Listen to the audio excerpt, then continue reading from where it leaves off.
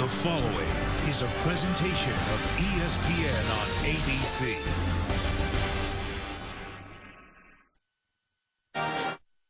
It's 1953, the University of Maryland football today in the brand new Atlantic Coast Conference. Already a banner year. Sir Edmund Hillary ascends Mount Everest.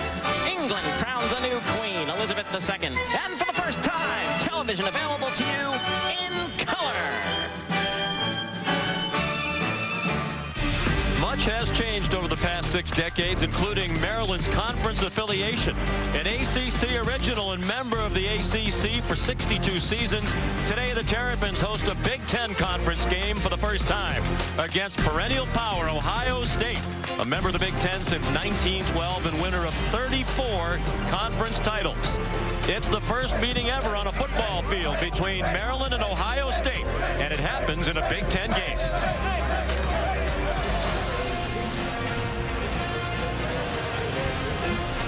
Welcome, everyone, to Capital One Field at Byrd Stadium in College Park, Maryland. It is sold out for the first time since 2008 as the Terrapins begin a new era. It's their first home game as a member of the Big Ten Conference. Hi, everybody. Sean McDonough, along with Chris Spielman, joined in just a moment by Todd McShay. Delighted to have you with us. Ohio State, Chris, had to endure some tough things to start this season. They lost Braxton Miller, the offensive player of the year in the Big Ten a year ago, with a shoulder injury right before the year started. Lost a home game to Virginia Tech, but lately it looks like they're getting it together. They are getting together on offense. They're very balanced, coming off 710 yards of total offense and 45 first downs. Defensively, they've been inconsistent.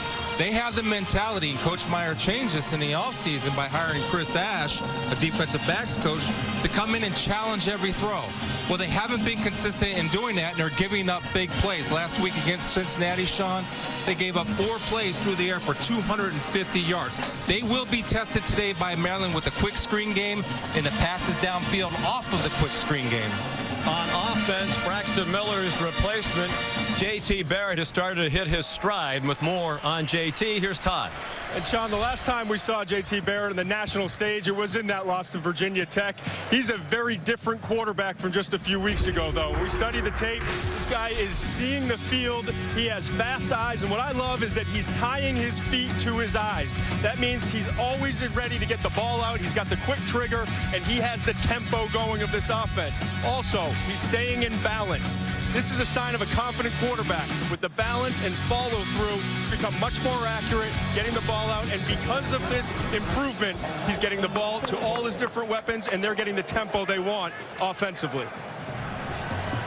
Meanwhile, Maryland is 4-1, the only loss to West Virginia. What stands out to you about the Terrapins? Well, one, they got to hold up on the defensive front 7 against the powerful rushing game against Ohio State. Then they have skills, Stephon Diggs and Deion Long. If they get off today, they could cause problems for that Ohio State defense. Urban Meyer says Stephon Diggs is one of the best receivers in the country. Also an outstanding return man. Ohio State and Maryland in the kickoff after this.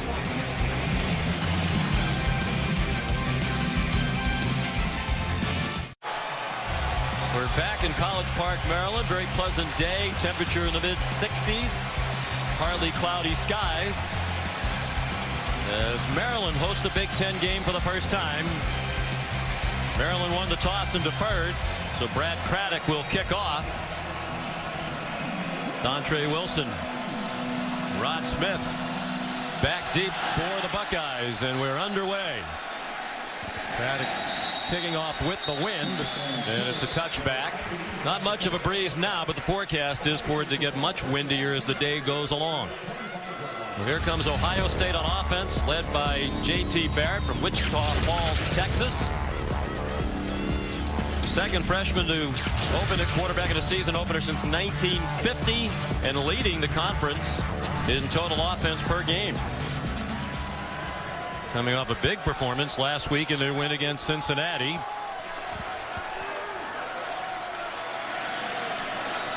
He threw for 330 against the Bearcats and ran for 79. They open in the shotgun. Ezekiel Elliott is the running back.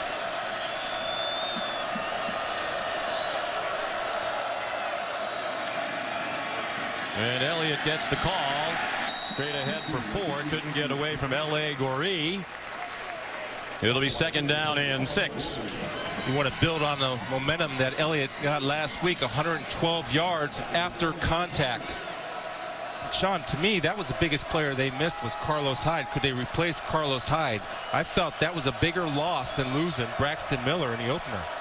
45 first downs last week against Cincinnati, tied Texas Tech's record. Ezekiel Elliott, there's what you were talking about, the yards after contact. He has a first down. First 3 games of the season, he rushed for a total of 141. And then last week surpassed that in 1 game with a 182 against Cincinnati. Another difference this year for Ohio State, they're playing at a much faster tempo on offense. 710 yards last week, 3rd highest total in school history. They actually had the record for a moment, then lost 20 yards on a high snap over the quarterback's head. J.T. Barrett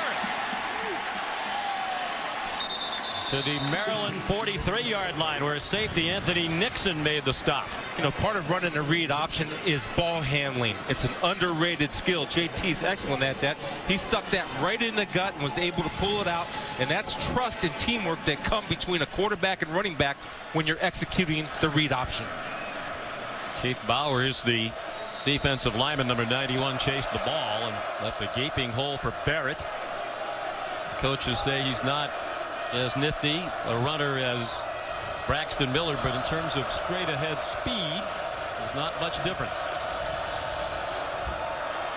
He gave it to Ezekiel Elliott that time, who dragged Cole Farron along, and L.A. Goree. It's a gain of 5. It'll be 2nd down and 5. Obviously, they've had a lot of success, Ohio State has, driving the ball, running the football. The zone read option, they're optioning that defensive end, the inside guy. On the last play that Barrett kept the ball, it was 91, the defensive end, that they were able to option. By that, I mean they let him go. He goes inside, and Barrett winds up taking the ball. When the defensive end stays outside and keeps contained, he's going to hand off to Elliott. Option. He pitches to Elliott, who has some running room. Showing his speed. He's collared out of bounds at the 10-yard line. Sean Davis prevented the touchdown. Well, this is just a speed option, and again, it's the execution of reading the play. And Ngakoue, number 7, jumps the quarterback right away. He's taught to pitch it, and they'll go hurry up here, Sean. They feel like they get in a good rhythm when they're high tempo, especially running the ball. 28-yard gain. Rod Smith takes Elliott's place. Gets a yard. One of the reasons Urban Meyer said they can go to this higher tempo, they have depth at the running back and receiver positions and not a lot of drop-off from the starters to the backups, so they'll rotate in fresh bodies every 3 or 4 plays. The position coaches handle the substitutions for their respective groups. Puts a lot of pressure on a defensive line. I'm looking at Maryland's defensive line. All those guys are standing straight up with hands on hips, an indication of they're getting tired. Maryland has been the best red zone defense in the Big Ten so far this year. Barrett, plenty of time to throw, and it's to the goal line, caught but short of the end zone by Evan Spencer. William Likely tackled him just shy of the end zone. Well, that's a matchup that Ohio State will take at 6'2" against 5'7" Likely. JT put the ball high so he can go up and get it. Out of the pistol. Smith to the goal line. Touchdown.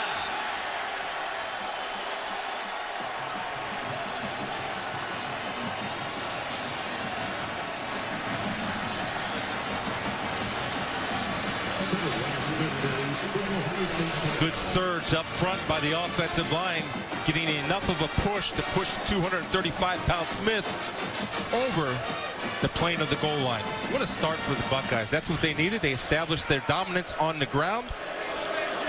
8 plays, 7 of them runs.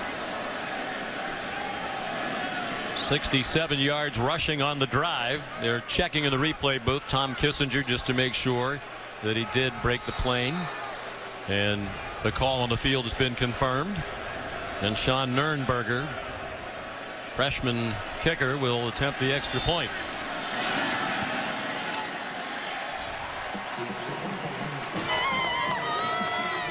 A lot of Ohio State alums in the Baltimore-Washington area. They're here in full force today. They liked what they saw from JT Barrett in the offense on that opening drive.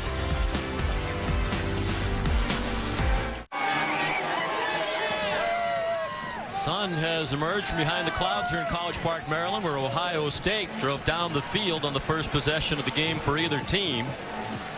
Rod Smith the touchdown. In case you missed it, video of the score is now posted on the Sports Center app, available on your mobile devices and tablets whenever you need it. 8 plays, 7 of them rushes to go to 75 yards. One of the great features of a home game here in Maryland, the unfurling of the flags. Today it includes, for the first time, a Big Ten flag. Kyle Clinton will kick off. Best return man of the Big Ten, Stephon Diggs, is back deep. Ohio State's been the best kickoff coverage team in the conference this year, and Urban Meyer said the kickoff game could be a key today. They'll want to contain Diggs. Chance to run it out from 3 yards deep, and they cover it beautifully. Stuffed him before he could reach the 12-yard line. Darion Conley, Bryante Dunn leading the kickoff coverage. Here comes Maryland. It was a question all week as to who would be their quarterback. Their starter is C.J. Brown, but he sprained his left wrist last week against Indiana. He will go today. A 6th-year graduate student. 49 total touchdowns in his career, 5 away from the school record. School record's held by Scott Milanovich. He's 5th in the Big Ten in total offense. So J.T. Barrett number 1 in total offense in the Big Ten, and C.J. Brown, a dual threat quarterback, can run and throw. He's number 5. Brandon Ross is the running back, their leading rusher. Buckeyes blitz off the corner. No flag down. That was timed perfectly. And the gain goes out to the 14-yard line, a gain of 3 for Ross. Well, you got to get a mental note if you're Maryland, because Ohio State has a beat off of the film of what your cadence is in the timing of the foot lift by the quarterback to the timing of the snap of the ball. So they have to change that up, or Ohio State will keep coming after him, timing up like that. C.J. Brown gained 3. Aaron Lee, the blitzer, good time it beautifully. Good throw on the move. And the catch by Dion Long. Just shy of the first down. It'll be 3rd down and 1. And Maryland goes up tempo. They won't do that as consistently as Ohio State today. And Brown gets the first down, wrapped up by Joey Bosa, the outstanding defensive lineman for Ohio State. Randy Edsall, the Maryland coach, said a big key to this game today. Can the Maryland offensive line deal with that outstanding front of the Buckeyes?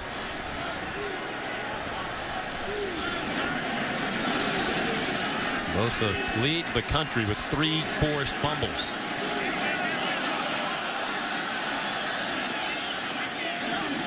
Brandon Ross gets nothing. Maryland's going to try to establish a running game because Ohio State likes to play 2 deep, 2 safeties deep. That means 5 in the box. They feel like if they can get that matchup, they'll be able to be more balanced. Ohio State feels like they'll win their one-on-one battles all day against this Maryland offensive line, so they'll stay in that 2 deep look. They take the jet sweep. They take a deep throw, and it's over the head of P.J. Gallo, the tight end. He was open. And Brown's throw was a bit too long. Durant Grant, number 12, gets nosy. He's got to be deepest to deepest. His responsibility is that side of the football. He did not see Gallo. I would come back to that if I'm Maryland, because Ohio State has been susceptible to the deep ball and getting beat. They gave up 3 pass completions Cincinnati last week of 60 yards or more. 3rd down and 10. A lot of movement by the Ohio State defense. And another blitz from Lee, the linebacker, and a deep throw, incomplete. Through the hands of Jaquil Vay. Jaquil Vay, running back / slot back, the hybrid player. Joshua Parrott, number 37, in a 2 deep look. If you have that Tampa 2 coverage, which that is, you want your running back to match up with that linebacker, and the linebacker carries him all the way to safeties. That's well executed. Chance to hit on a couple of deep throws. Nate Adams is a brand new snapper. Their starter Christian Carpenter is injured, so the true freshman's first snap is a good one, but the punt just barely did get off the foot of Nathan Renfro. And Dontre Wilson tackled immediately. 56-yard punt, 5-yard return. Sean Davis made the tackle for the Terps. ESPN College Football on ABC. Brought to you by Dr. Pepper, always one of a kind. And the Lexus GX. Dare to be spontaneous. Well, the Maryland football team in its first year in the Big Ten, they got off to a great start in their first year in the ACC. They won the national championship led by Jim Tatum. Went 10-0 during the regular season. 6 of the wins by shutout. They outscored their opponents 298-38. They were voted national champs, then lost to Oklahoma in the 1954 Orange Bowl 7-0 to finish that year. 10-1. 4-1 this year. The only loss to West Virginia in a heartbreaker, 40-37. 5 minutes into this one, Ohio State with the ball for the second time, leading 7-0.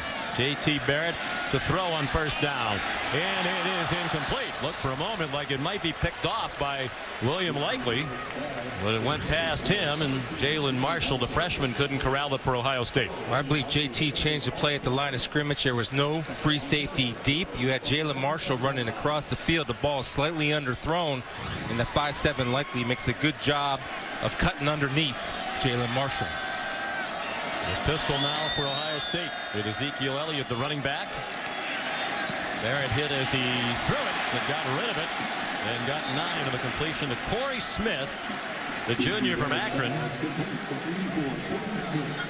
Tackled by Cole Farron, who had 19 tackles last week in their win at Indiana in their first Big Ten conference game. Elliott threw a hole, first down, out to the 45. L.A. Goree, another tackle for the Terps. Gain of 9. Well, that's the difference between Elliott of the first 3 ball games and last week's ball game. Running with power and running behind his pads, getting that forward momentum, which makes it more difficult to bring him down. See, Maryland has struggled with its rush defense, but they thought they made strides last week at Indiana, even though they gave up 206 yards rushing to the Hoosiers. That was 104 below Indiana's season average. Flip to Dontre Wilson with great speed. And even though he's a little guy, he fights for the first down. Appeared to get it. Stood up by William Likely. Maryland has to rotate their defense. They have the safety up, but there's nobody defending the weak side. They have 2 tight ends, trips, and they motion to a quad. So that means 4 guys on one side, and their safety's rotated toward the side where there's nobody. You have to be able to make that mental adjustment in the flow of the game, or Ohio State will exploit it all day. 1st and 10 at the Maryland 45.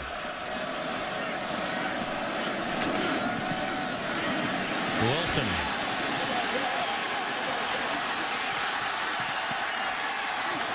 Swung down at the 10-yard line by William Likely. Urban will repeat plays in a heartbeat, and this is what he does. It's just the same play, the opposite side. You see the 2 tight ends over there. They get a hat on a hat with the lead blocker in Ezekiel Elliott, and Dontre Wilson has a little burst when he gets through the hole. Become a dual threat as a runner and a receiver. Last week against UC, a career high 6 catches or career high 71 receiving yards. Chance to catch his breath as they continue to substitute liberally at the skill position. Jalen Marshall in motion now. Barrett gets banged back as he got just across the line of scrimmage. And the versatile players, as Urban Meyer calls them, multiple players, guys who bring multiple things to the table, are so important for this offense. They love to get you in these tempo situations defensively where you can't substitute, and then they have players that can do multiple things on offense. We've seen with Dontre Wilson, Jalen Marshall really emerging as playmakers the last couple of weeks. Elliott, the running back now. They run the option. Well defended. Farron made the tackle. better job of being disciplined in your option responsibilities. You have a man right there on the pitch. That's Goree. And Farron scraping from the inside out with quarterback responsibility. That's how you execute, and that's how you adjust your defense to the strength of the formation, which was to the bottom of the screen for Ohio State's offense. 3rd and goal.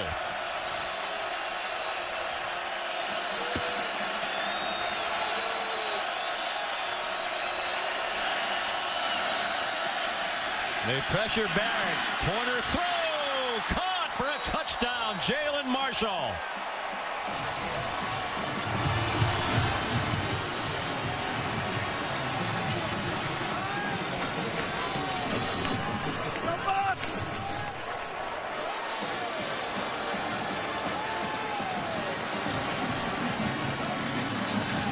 Second catch of his freshman season that results in a touchdown for Jalen Marshall, his 6th catch overall.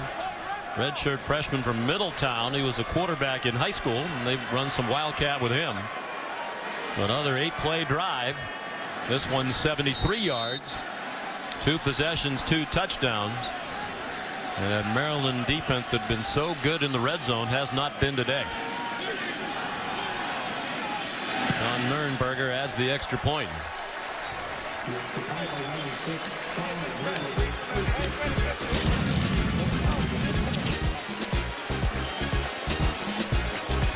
Jalen Marshall, a 9-yard touchdown pass from Barrett.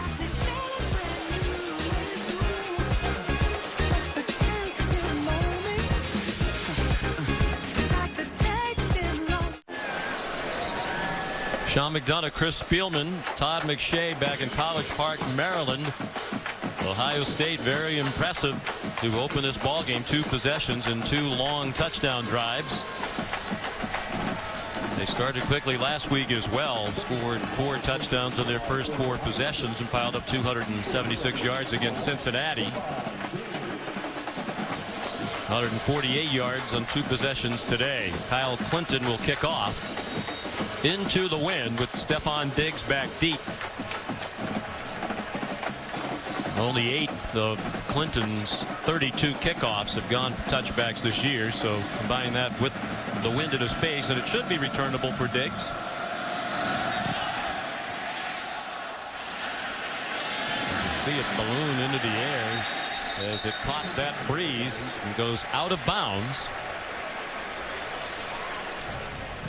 Well, let's go back and take a look at the second Ohio State touchdown. Our sideline analyst Todd McShay talked about the growth of J.T. Barrett. Watch him bring Jeff Harmon in for max protection.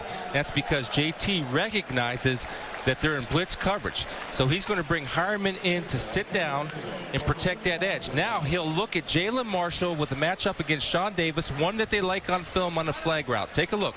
This is just the mental growth of J.T. Barrett, recognizing defenses, understanding blocking schemes, bringing a guy in to help, then executing the pass under pressure. Good poise by Barrett as well. He knew he was going to take a hit as he delivered. A good field position on the kickoff out of bounds from the 35. Brandon Ross finds some room. He has excellent speed. He's been a big playmaker this year for Maryland. And he got tackled by Tyvis Powell at the Ohio State 42. Good job of opening a hole, number 65 for Maryland. Sal Conaboy did a good job of pulling around, sealing that edge where Brandon could hit it and go. 23-yard gain. On a delay, Ross wrestled down by Steve Miller after a gain of 1. Steve Miller replacing Noah Spence.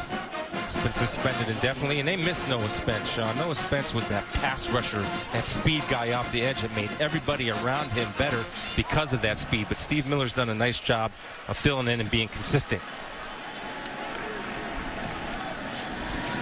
C.J. Brown, the fake, sets up a screen, and the Buckeyes ready for it. Marcus Leak tackled after another gain of 1. Eli Apple, the redshirt freshman, first there for Ohio State with help from Steve Miller. It's good to see if you're a Buckeye fan. Eli Apple was burned a couple times last week. That time he was disciplined and made a nice open field tackle. And the screen game is such a big part of this Terrapin offense. And Mike Loxley loves to call them. They have to execute. Urban Meyer said they expect between 10 and 12 screens from Maryland today, so they prepared for it. Brown on the design roll got smacked as he threw it incomplete in the direction of Stephon Diggs. It was Steve Miller putting the pressure on Randy Edsall's quarterback. Well, also big Michael Bennett, number 63, coming from the inside. And you see, when you don't have a lot of time to throw, can't get your feet set, you'll be a little off on your accuracy. They're going to try a very long field goal. This will be a 57-yarder for Brad Craddock, who has not missed this year. He's 10 for 10. His career long is 52. He has a big leg and a strong wind at his back. Randy Edsall lets him try it, and it is good.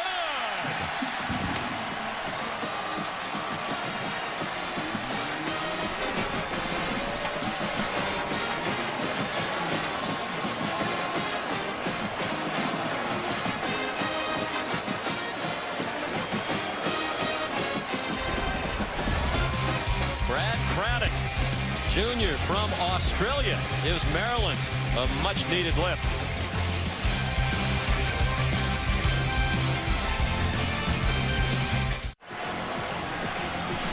Some history made on that kick by Brad Craddock.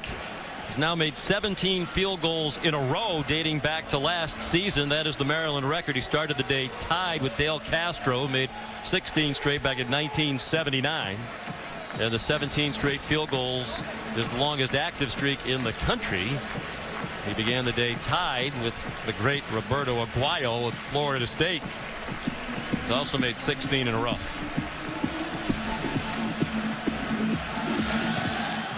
Craddock kicking off with the wind.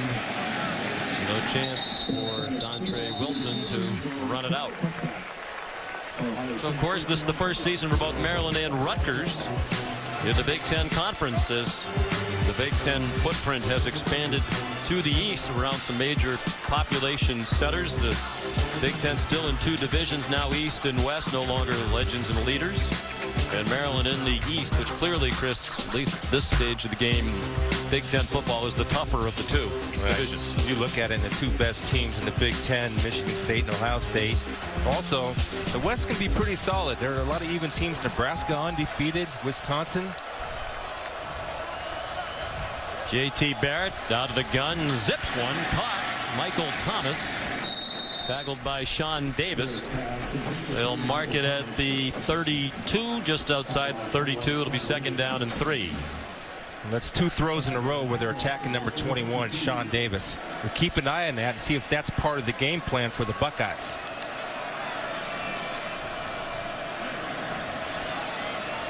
Barrett, as Urban Meyer said, getting better every week. The only other freshman to start a season opener at quarterback for Ohio State since 1950 was Art Schlichter back in 1978. The pitch to Elliott. And the first down run, Cole Farron took him across the boundary. Chris, one of the reasons they've gone to this higher tempo is they think that Barrett tends to overthink situations, and the more slowly they operate on offense, the more time he has a chance to think, sometimes he tends to overthink. Yeah, and what it does, it eliminates the thought for the quarterback, where he has 1 or 2 reads to make, and the decision's already made up where he's going and what he's doing. And coaches do so much now, Sean. They change the plays on the sidelines, and they do a lot of thinking for the quarterbacks, not like the olden days when quarterbacks used to actually call plays. They did. Way old Elliott days. weaving through the traffic to the 45-yard line.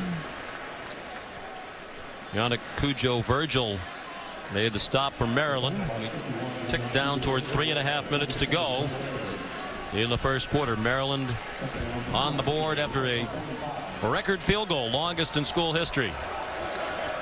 A 57-yarder by Craddock. Third possession for the Buckeyes. They've scored touchdowns in each of the first two.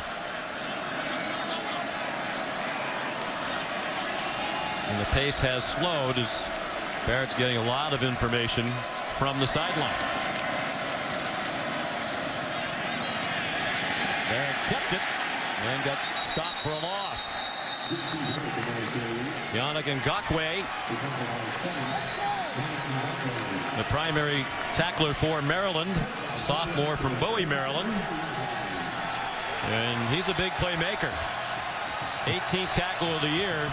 8 of them have been tackles for a loss.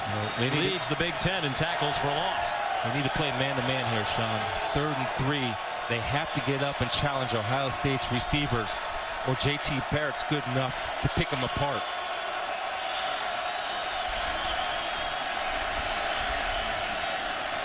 Barrett kept it and has the first down by about a yard before he got driven back by Cole Farron.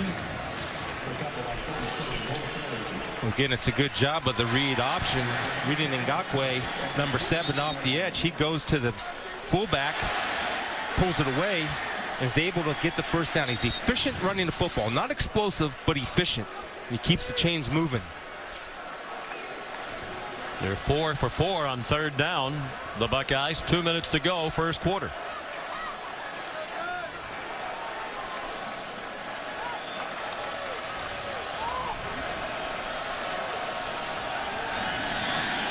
All day to throw, and the ball is caught.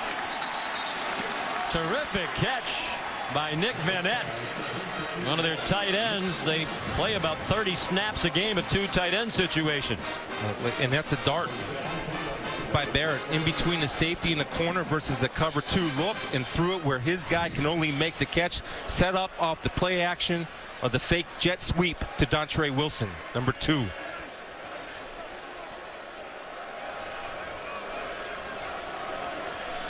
We talked to Tom Herman, the offensive coordinator. Said Barrett doesn't have the strongest of arms, but because of his anticipation, throwing on time, the ball gets there when it needs to. That was a great example of it on the last play. Elliott stuffed by Andre Monroe and Cole Farron. I was standing right behind Barrett on that last throw. I got to be honest, I would never have attempted that as a quarterback. That took a lot of confidence to make that throw. He saw where the 2 defenders were, and he just trusted his arm and the timing. Not to mention the fact that you were a veer option quarterback. Was that... Well, I mean, I made Peyton Manning look like Usain Bolt.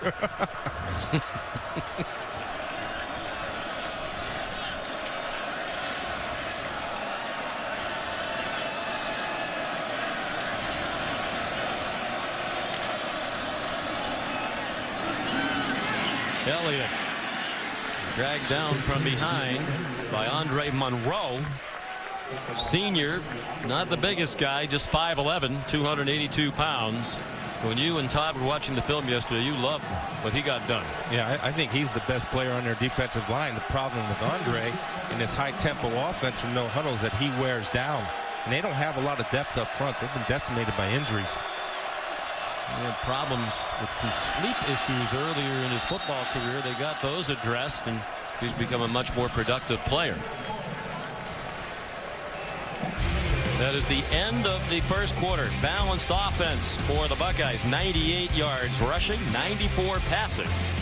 And they lead 14-3.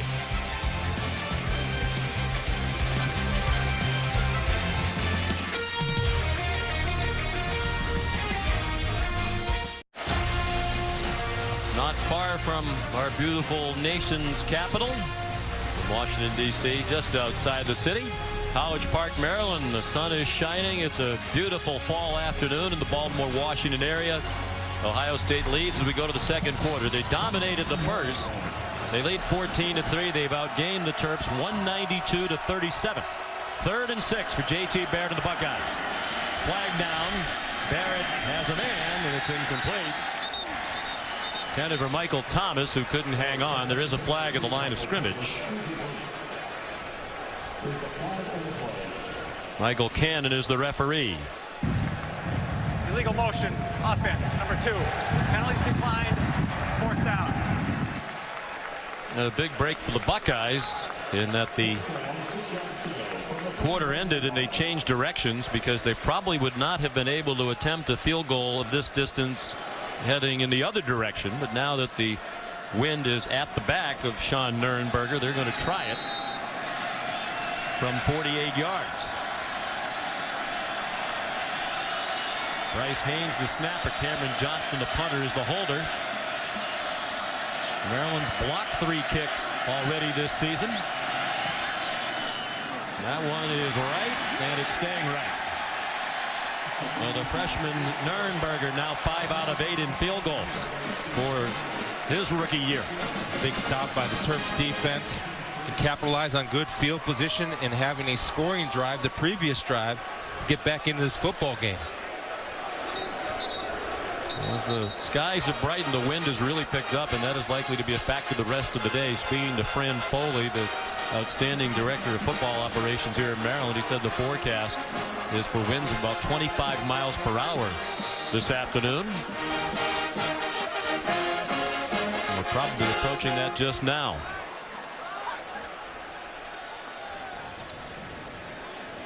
C.J. Brown out of the gun. And they didn't rush many, but they rushed enough. He got swallowed by Michael Bennett back at the 25-yard line. I want to show you a move with a quick jab and a swim, and this is why Michael Bennett is ranked on Todd McShay's board as defensive tackles. When you can get that kind of movement and quickness from a 3 technique or an inside pass rusher, you're a threat, and he was a threat on that play. Loss of 6. Brown handed it off. Kenneth Goins Jr., the fullback. He got wrapped up by Joey Bosa. Well, what say you, Todd, about Mr. Bennett? Well, the last 2 plays, we've seen 2 of the best defensive linemen in the country. Joey Bosa is the best player on the field for both of these teams. You see with his quickness and power. What I like about Bennett most, though, and Chris just touched on it, his hands. He's so quick and violent with his hands. It helps him get off of blocks and get in the backfield. Very disruptive. He can play. He's versatile, too. He can play defensive end in the NFL or inside 3 technique. Just a 3-man rush, and still they force Brown to step up. He throws a wobbler up for grabs. And it hit the ground. Incomplete pass. Armani Reeves had a great shot at it for the Buckeyes. It was intended for Stephon Diggs.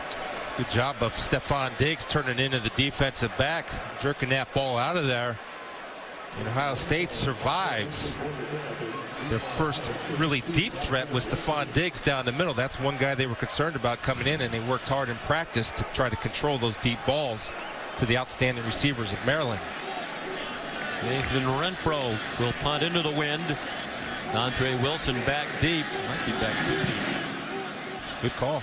And it's a short kick, caught on the run, and he's tripped up by Sean Davis.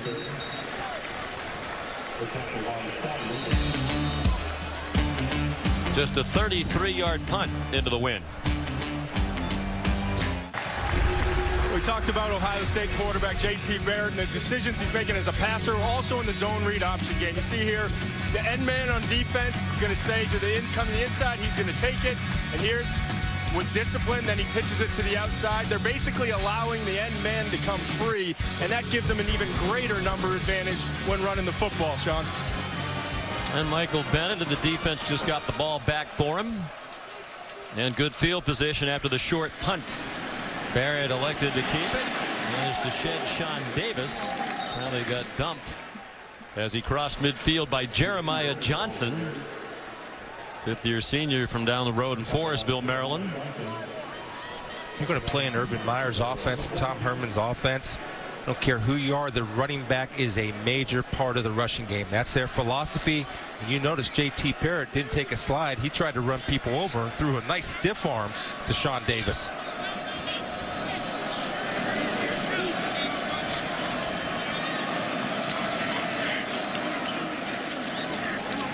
Barrett again, good decision on the read. They Todd was singing his praises, and JT has backed it up. William Likely finally yanked him down at the 25-yard line, a 23-yard run. You got a safety back there from Maryland playing 35 yards deep. That's not an exaggeration. He is too deep, and so he cannot get involved in the running game. There's no threat of any ball thrown down the field. You have to bring him up to get the running game to control and get a half a man on the quarterback off the read option. If you don't do that, they'll run it all day. The Maryland defense that's been hit hard by injuries, and that's been a problem here throughout Randy Edsall's tenure. They've had bad luck with injuries. Deep in the back of the end zone, it is caught. There's a flag down. Was it a catch? Yes. Touchdown, Michael Thomas. He won the battle with William Likely. But there is the flag to sort out. Looked like it was probably for pass interference against Maryland. You might say that's the likely call. Then again, you might not. Pass interference. Defense, number 4. That penalty's declined. Result of the play, touchdown. It is against William Likely. Now the only thing to sort out is, was it a catch? Well, it's a 50-50 ball. Brian Stewart, the defensive coordinator, say we have to win these 50-50s. Didn't win the 50-50 right there. And you see the toes are inbounds before the heels hit the back line of the end zone. It's an excellent job by Michael Thomas of body control, and JT throwing up the jump ball and having the confidence to throw the jump ball that his guy will win a 50-50 battle.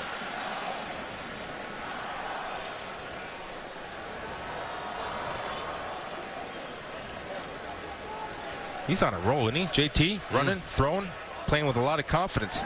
Right there you see the toes are down and the heels are off the line. That's a catch.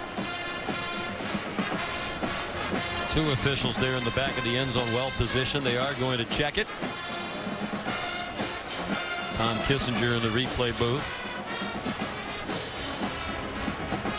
Michael Thomas, by the way, caught his 5th touchdown of the year, if in fact it stands, is the nephew of Keyshawn Johnson, and Keyshawn is here today cheering on his nephew. Michael's from Los Angeles. And a prolific high school career at Woodland Hills Taft High School in Southern California. He led the entire state of California in receiving yards as a senior. Caught 86 balls for just under 1,700 yards. One of the many receivers that Ohio State has developed. Remember when Urban came in, he was a little disappointed in the talent level, and you have these young guys.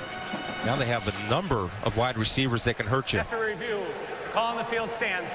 Touchdown. 25-yard touchdown pass.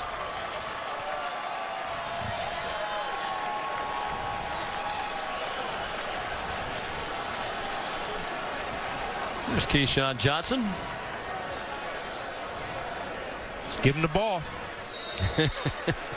Just give Michael the ball. It's worked out well when they have. Thomas has 18 receptions for the year. 5 of them have resulted in touchdowns. Sean Nurnberger adds the extra point. 4 possessions for Ohio State. They've scored 3 touchdowns and missed the field goal on the other.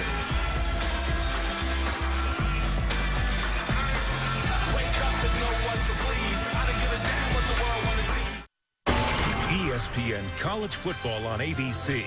Brought to you by Buick. 5 expectation-shattering models. Another reason to experience the new Buick. And Bud Light, who reminds fans to stay in the game and drink responsibly. Yesterday, the Sigma Phi Epsilon fraternity here at the University of Maryland hosted what it is calling the first annual car smash. For a small donation, students were given the opportunity to smash a car painted in Ohio State colors, with the proceeds going to the University of Maryland Medical Center. Right now, it's the football Buckeyes doing the smashing. Right now, Maryland has to have an answer. And one thing to look for is maybe get C.J. Brown involved in the running game. I don't know if they're tentative because of the wrist injury, but also when they recognize 5 guys in the box, you have to be able to attack the inside running game. It could be there, and trust your guys to win some one-on-one battles.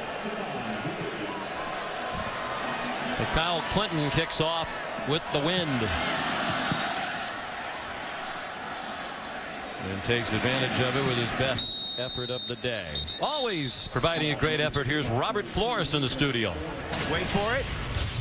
There you go. Taco Bell studio update. Josh Robinson has scored 2 touchdowns after Mississippi State spotted Texas A&M a 7-0 lead. They now lead 14-7. They're driving, and it's on ESPN. Sean. Big day in the SEC West. A&M and Mississippi State. Alabama and Ole Miss. Tides won 10 straight against Ole Miss. And LSU won 6 of the last 7 against Auburn. That's tonight at 7 on ESPN.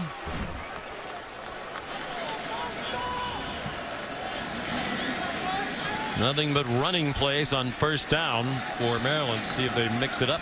C.J. Brown goes to a play action pass and buried for a loss. Back to the 22-yard line. Rashad Frazier, backup defensive end, a senior, made the tackle. Well, if you can't block or pass protect, then you can't run play action because it takes a long time to develop. And you see C.J. Brown, his head turns away from the field downfield. He can't find his receivers. It wouldn't matter anyway because the Buckeyes are swarming him and getting off the ball on the snap, putting those offensive linemen in a bind. Second sack of the day. Miller's been a force today for the Buckeyes. Diggs still doesn't have a catch. Urban Meyer called him one of the best in the country. Diggs was heavily recruited by Urban Meyer, but elected to stay here at home. He's from just down the road in Gaithersburg, Maryland. An explosive player, Sean. Still has a lot to learn, in my opinion, to become a complete receiver. Doesn't block very well. Route running is an issue with him, but he's getting better and he's working at it. After getting lit up by Cincinnati through the air last week, the Buckeye pass defense has been terrific. And it helps when you can rush like that. Joey Bosa, where the Dolphins, Washington right behind him. Third Ohio State sack. Man, I tell you, when you get these guys inside that are this quick and this tall with long arms, they're going to hit you with a swim every time. Take a look at Joey Bosa right here on the snap of the ball. Steps outside. You see the quick swim. Just athletically too much of a matchup. Right by the guard, Silvano Altamirano. Nathan Renfro under duress got the punt off. It tumbled into the breeze and bounced back to the 40-yard line. Down by P.J. Gallo. 26-yard kick.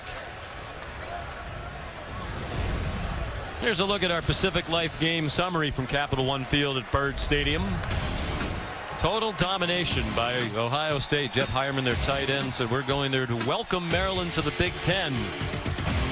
And it's been a rude welcome from the Buckeyes so far. Sean, I wouldn't be surprised if they take a shot downfield right now. Good field position. Put the game away. They have the wind at their back. That would be a time to take one long.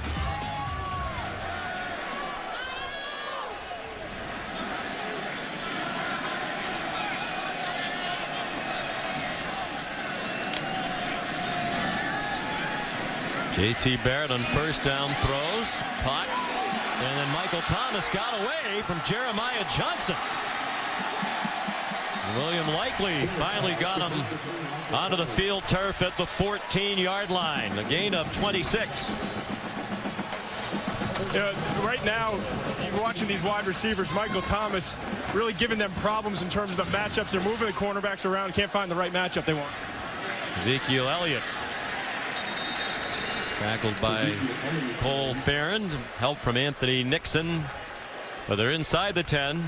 Second down from the 9-yard line. 2nd and 5. And they pick up the tempo here.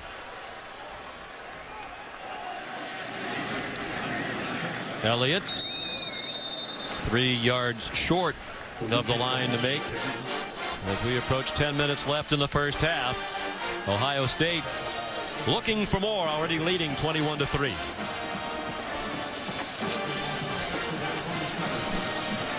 Three receivers bunched to the left. Elliott stuffed. Good work by the Maryland defense. Keith Bowers and Cole Farron. A decision to make for Urban Meyer. I wouldn't be surprised if he goes for it. I mean, He loves to pour it on if he gets that opportunity. But better job of effort by the Maryland defensive front, and a good call by Brian Stewart where he brought a run blitz, banking on they were going to try to pound it inside. And then after some deliberation, the field goal unit comes out.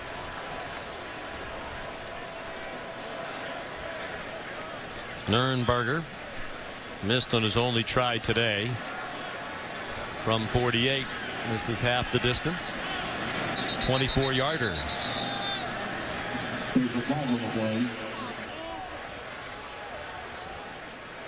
Play a game penalty.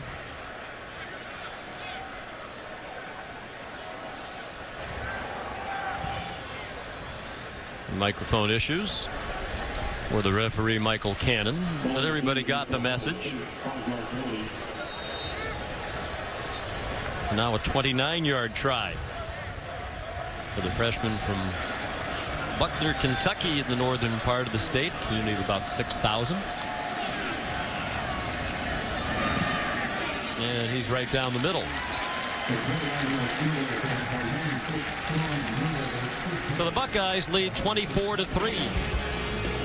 Spoiling this home opener in the Big Ten for Maryland. We'll talk about the Terrapins with Jim Delaney, commissioner of the Big Ten, when we come back. College football action continues tonight on ABC. A Big Ten showdown. 19th ranked Nebraska, the only remaining undefeated team in the Big Ten, takes on 10th ranked Michigan State. 8 Eastern time, presented by Wells Fargo.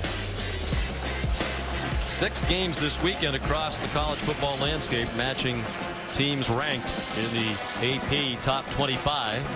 It's the first meeting of the season between 2 Big Ten teams that are in the top 25. Kyle Clinton kicks off for Ohio State, now leading 24-3. And no chance for Stephon Diggs to run it out. Well, a big day here at Maryland as they're hosting a Big Ten football game for the first time. We're joined by the commissioner of the Big Ten since 1989, Jim Delaney.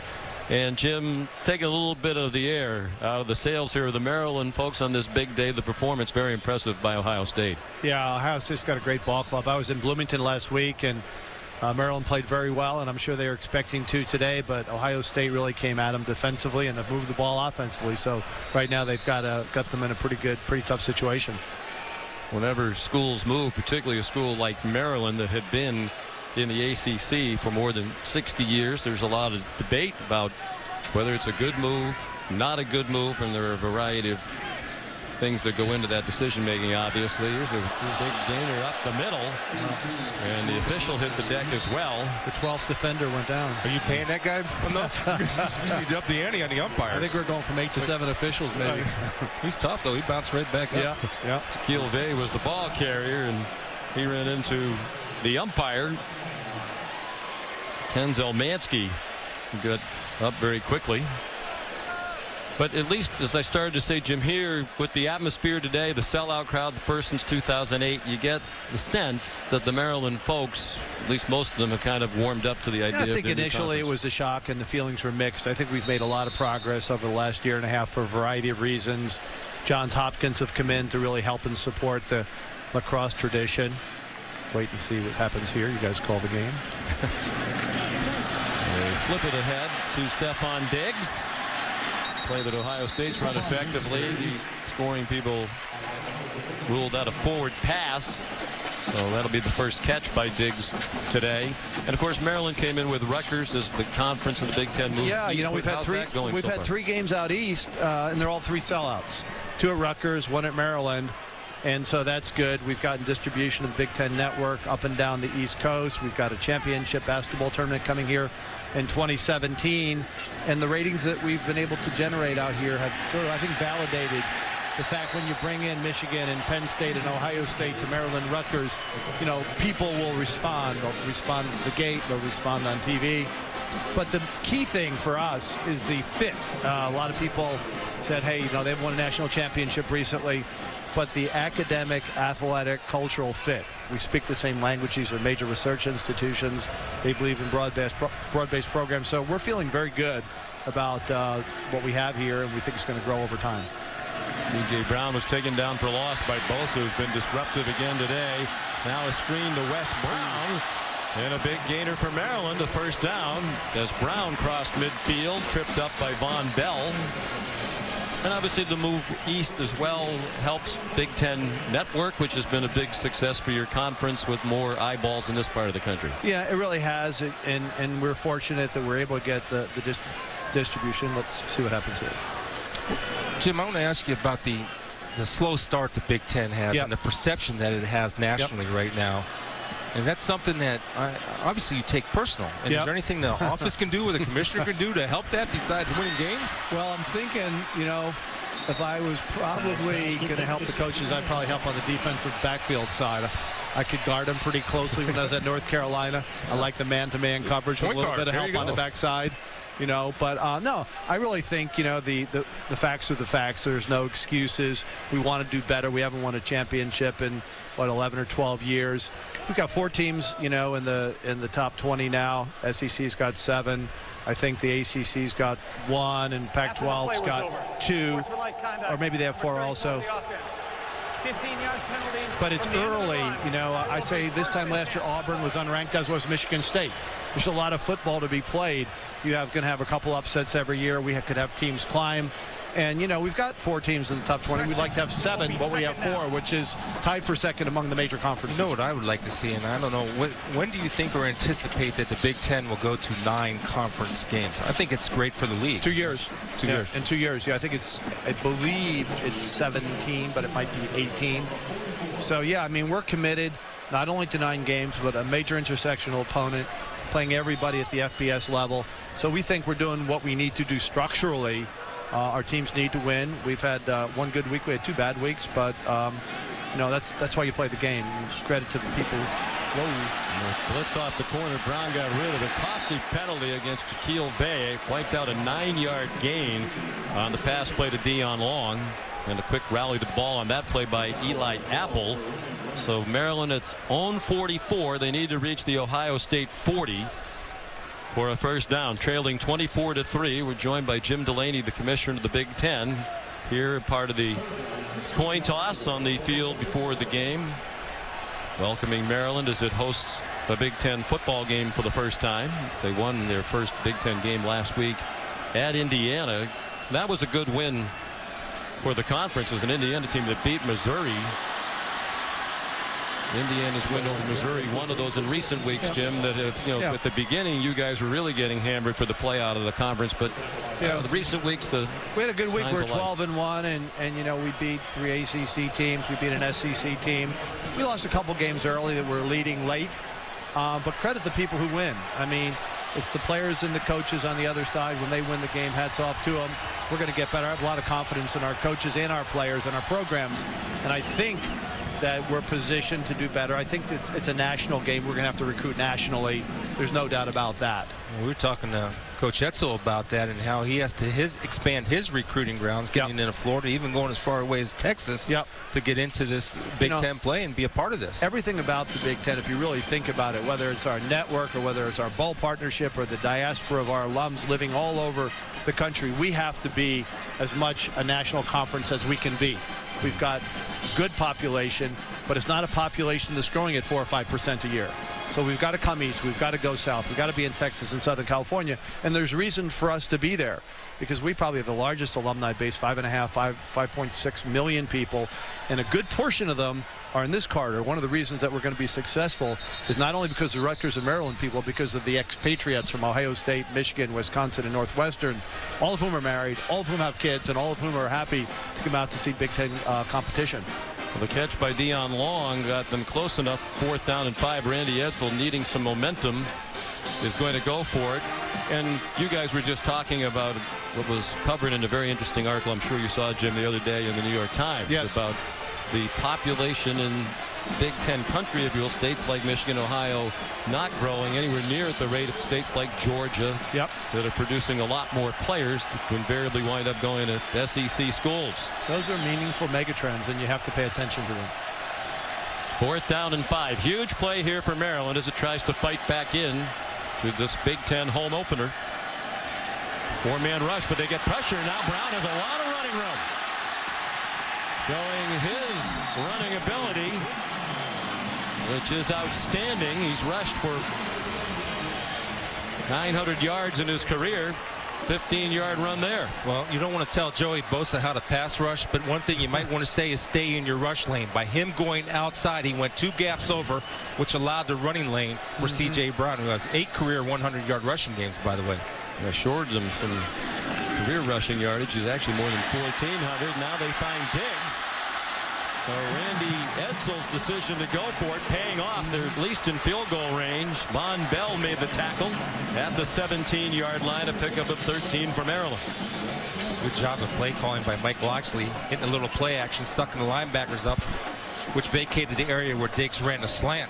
Recognition by C.J. Brown. Get the ball into the playmaker's hands. 24th game in a row with a catch for Diggs.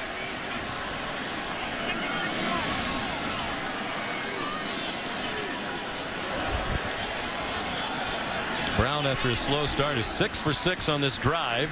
Swings it out to Wes Brown, who's dropped in the flat by Joshua Perry, the junior linebacker. You know, the one thing I want to reiterate is I guess the fandom of the Big Ten alum. I mean, they're passionate about their schools. I'm not saying other conferences are, but everywhere I go, maybe being a Big Ten alum, I happen to notice that. Would you agree? There's a lot of pride. Yeah. I mean, I think what people recognize is that, you know, the field is a field. We need to do better. But, you know, the Big Ten really stands for the gold standard for the integration of academics and nationally competitive athletics. And it's been that way for a long time, and that's going to continue. Let's see what's going to happen here. Brown pressure got it off for another short gain to Wes Brown. I mean, we want to win, and we want to win in a way that makes our alums feel good, feel right. And, you know, we're going to be fine. I like the momentum. We need to win more big games on big stages to capture that momentum. But I think we can do it. I mean, I really think the big programs are going to get better. I think their problems, you know, at Michigan, we know that. Well, we had some issues last week that caught a lot of attention, had a lot of conversation. But in that situation, there was a fundamental, you know, fundamental breakdown in communication. They took a look at it. They investigated it. They've issued a report. They've made some corrections. We had conversations this week with our trainers and docs throughout the conference, and we went over, you know, what the expectations are. We've got best practices, both in NCAA guidelines, but, you know, it's like a play. You put a play out there, you got to execute it. And so, you know, call it the fog of war, you call it the fog of competition. If that player is injured and he has been, you know, deemed a possible concussion, you take his helmet away. You tackle him if you need to. You keep him there. And so I don't think we can have that kind of miscommunication and still have protocols and guidelines that we can stand behind. Well, I want to make it clear, too, that it's head coaches, it's never his decision. From my understanding, every team I've played on, it's always been the doctor that has the ultimate say of who plays and does not play. I think the sequence is the player gets hurt, then you have the trainer, then he goes to the doctor, there's an assessment. I think Michigan had a transparent, thorough investigation. They acknowledged the mistake. They corrected it. And I don't know what else, you know, people expect. It was a mistake. And I'm glad Shane Morris, you know, is out until he's better, and apologize to him and his family for the mistakes that were made. On 3rd down and 9 after the Buckeye timeout. There's a flag down. It's an incomplete pass. The catch was made out of bounds by Dion Long with Duran Grant in coverage, but there was a flag thrown in the end zone. They were doing hand battle there, Sean. This could go either way. Ohio State rush 3, brought 8. That's who they wanted to challenge. Ohio State has had its issues with man-to-man defense. Pass interference, defense number 12. That penalty occurred in the end zone. It is against Duran Grant. At the 2-yard line. So the drive continues for Maryland. Yeah, right there, and grabs the neck. Yeah. You got to be disciplined. One thing Ohio State doesn't do is they don't get up and challenge receivers at the line of scrimmage. They love to play man-to-man, but they never put their hands on. So they play bump and run without the bump. You got to get the bump to get the bump and run. By far the best drive of the day for the Terrapins. Now trying to finish it with a touchdown. 1st and goal from the 2. 12th play of the drive.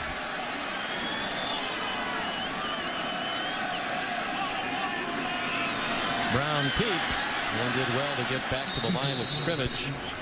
Dolphus Washington with excellent penetration. And Jim, I'd just like to go back to the last point that you and Chris were discussing about the concussions and the protocol. Yep. Because they are in place. And it got a lot of attention, and it should, because it shouldn't happen.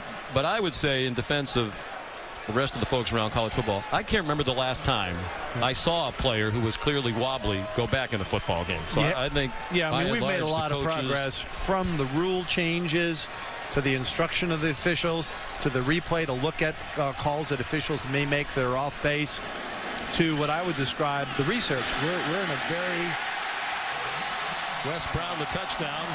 He'll learn, as they're in the league a little longer, not to interrupt the commissioner. No, I don't interrupt the guys who are here to do the job.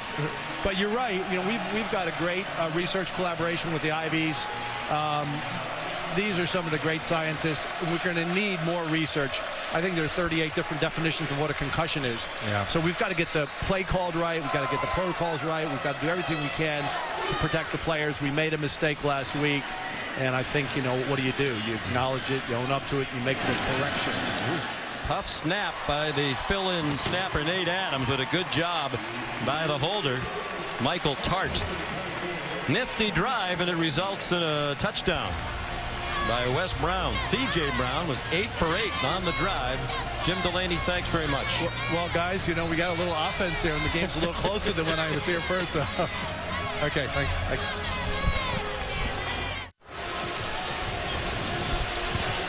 Here's today's Aflac trivia question. We want to know which schools are the 7 original members of what was then known as the Western Conference, and for most of its history known as the Big Ten. 7 original members of the Western Conference.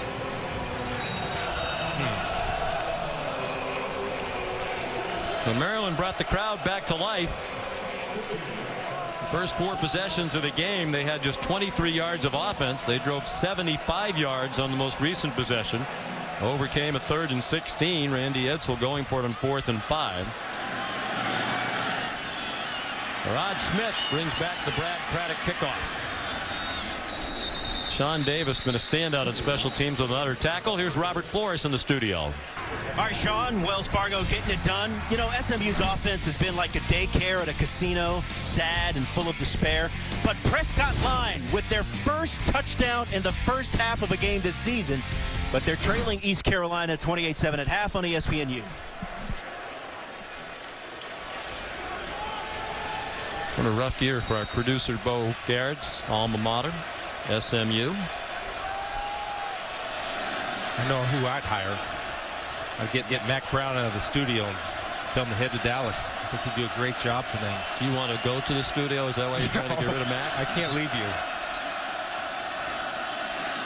Ezekiel Elliott, the ball carrier. We can't have you leave either. You were like Ted Koppel with Jim Delaney in here. I'm an investigative reporter. Rapid fire, one right after another. See if they start taking some shots downfield. 2:13 to go. They have the wind with them. The deep ball's in play. J.T. Barrett in trouble and sacked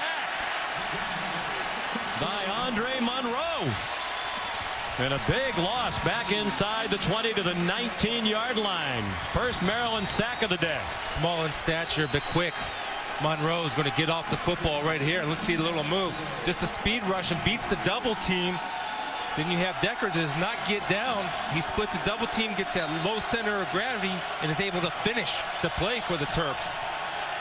12-yard loss. 18 and a half career sacks from Monroe. He's in the top 10, number 10 in Maryland history. Pressure up the middle. Barrett got it off quickly to Devin Smith. Trying to weave through the traffic. Got nowhere near the first down marker. Zach Dansell made the stop.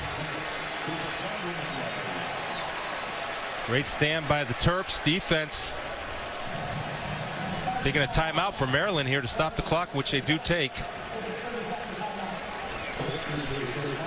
Ohio State will punt on 4th and 13. They do have the breeze at their back, but Maryland will get another crack at it with the ball. They, along with Rutgers, are the new members of the Big Ten. We want to know who were the 7 original members. I know the University of Chicago was in there at one time. Is that correct? Yes. Is that correct? Is that correct? Illinois, Michigan, Minnesota. Northwestern, Purdue, and Wisconsin. I wonder if Chicago had a good football team back then. Marty? That was in 1896. Buckeyes joined in 1912. Their first year of football was 1913. First 3 and out for Ohio State. Monroe a big part of it. So it'll be the first punt of the day for the Australian. 21-year-old sophomore Cameron Johnston. I think the Terps might come after this, Sean. Let's see. They're the best return man in the Big Ten, and likely back there. Great kick with the wind, and it takes a nice soft bounce, allowing the Buckeyes to down it. Devin Smith ran it down at the 7-yard line.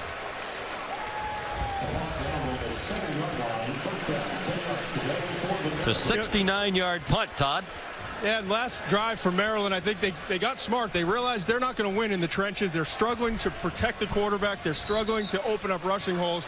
So what they're doing is getting the ball out quickly. I thought that C.J. Brown in the quarterback position a little bit more willing to run the ball and getting the ball out quickly to these weapons that they have at wide receiver. The only advantage they really have is at the wide receiver position. So get the ball out and let 1 and 6 and 82, these really good wideouts, try to create something after the catch. And by him running, that's a threat that Ohio State's defense has to account for moving forward to the second half, Todd.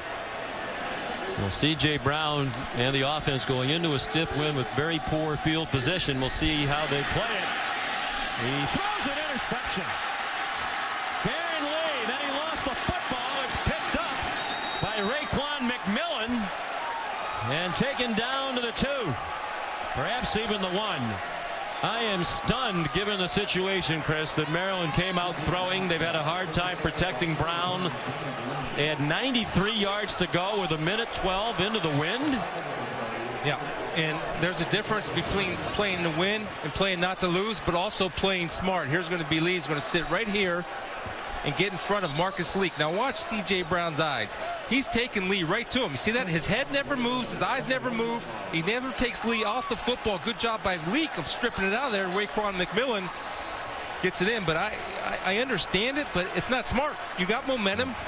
Get what you get. Do what you do. Go into the half. Make your adjustments. Don't take any unnecessary chances, because bad things happen, man. Bad things can happen. Especially with the pressure that they've been putting on all day long. Yes. You had a whole half of football. Now you might be out of the game right here. Touchdown, Nick Vanette.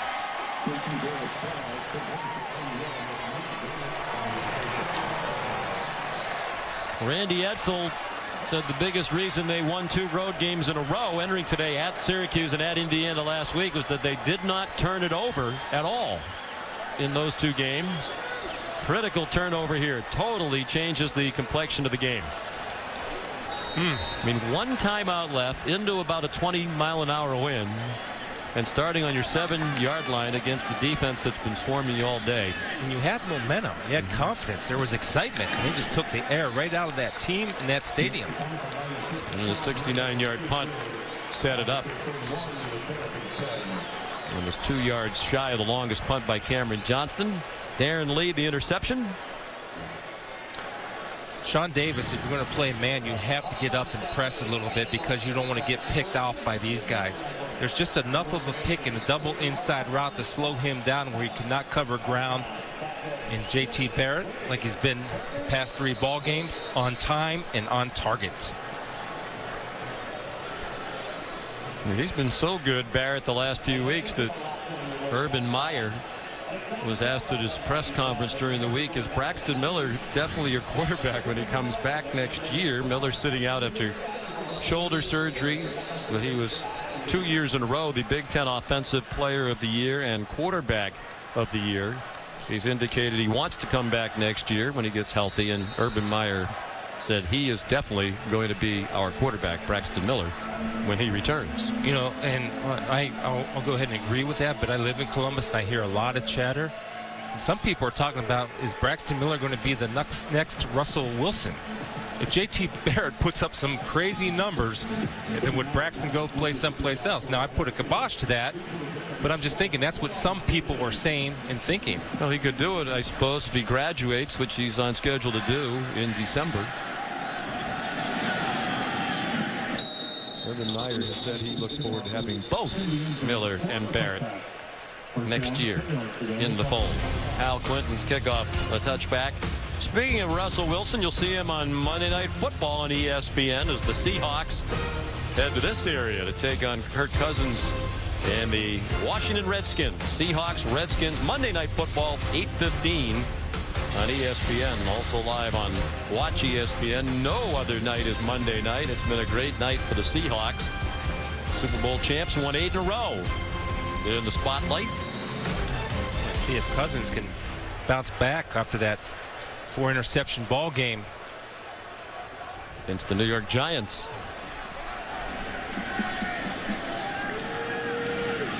Well, you attack, so you might as well attack now. With better field position, they do come out throwing. Keel Bay, the catch, banged down by Armani Reeves, a gain of about 9. Ohio State being very conservative, rushing 3, dropping 8, keeping everything in front and underneath. Cooper Tire's halftime report coming up in just a moment with John Saunders and Jesse Palmer.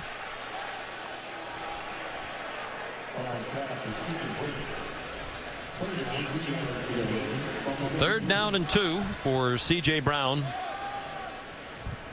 and the Maryland offense.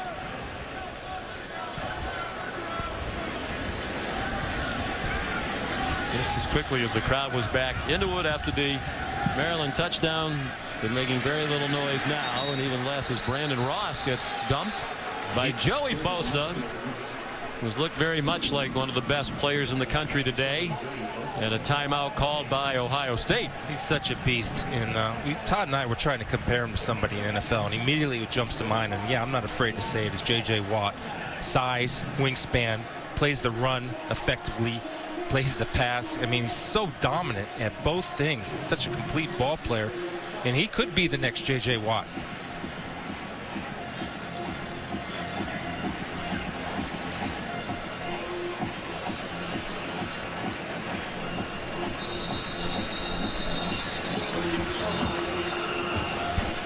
Chris, it's obviously, you know, when you say the best player in the National Football League right now, you get a lot of people looking at you funny when you make that comparison. But I agree.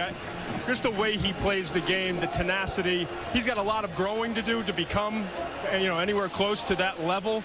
But he plays the game in a very similar way. And the ability to stop the run and to rush the passer with speed to power is kind of what reminds me the most of J.J. Watt when he was a college player. Rugby punt for Nathan Renfro. Fair catch by Dontre Wilson. And you look at the comparison, obviously 6'5", both in a similar weight range. J.J. Watt put on some extra pounds late in his career. He's up 288, 290. And then you look at the production from the 2009 season, which was the second to last season at Wisconsin, versus Bosa last year. It's almost identical. More sacks for Bosa and a couple more tackles for loss for J.J. Watt. Again, we're not saying he's J.J. Watt, everyone out there. Go easy on the Twitter. Go easy on the emails. All we're saying is he's a really good player. He's J.J. Watt in college, maybe a little better. Barrett deep down the middle. They're going for the kill here at the end of the first half. A little bit too far out in front of Jeff Hireman. Bosa has great bloodlines. His dad was a first-round pick out of Boston College. Miami Dolphins took him in the first round in 1987. Eric Kumro is Bosa's uncle. Yeah, my ex-teammate. Linebacker, one of your teammates. Yep, and he was a first-round pick for the Dolphins. All day to throw for J.T. Barrett. And it's incomplete in the general direction of Devin Smith. Nick Vanette was also in the vicinity. Third down and 10.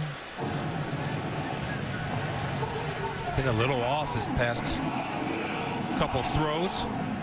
Again, you see the mentality of Tom Herman and Urban Meyer, Sean. Attack, attack, attack. That's what they do. That's what they believe in. Never let up.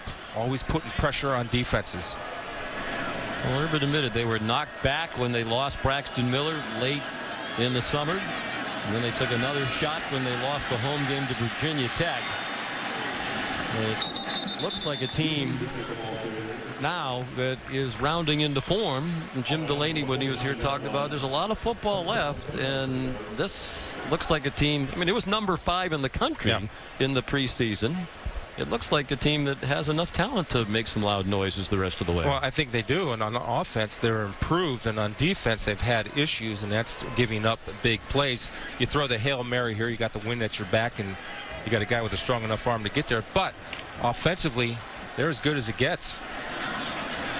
Barrett flushed. Look out!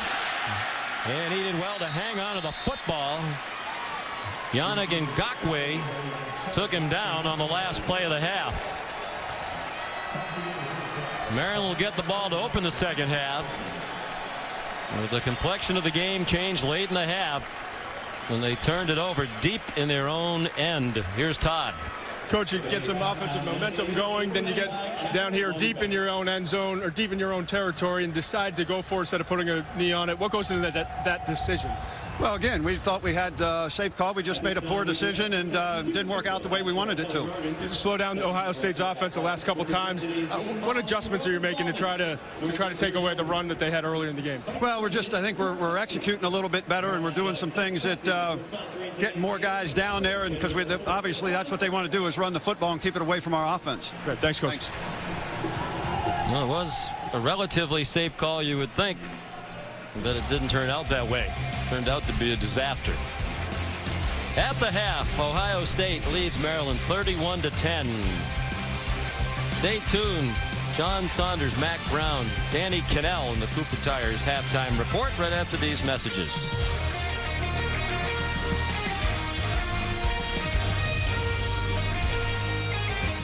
You're watching ESPN on ABC.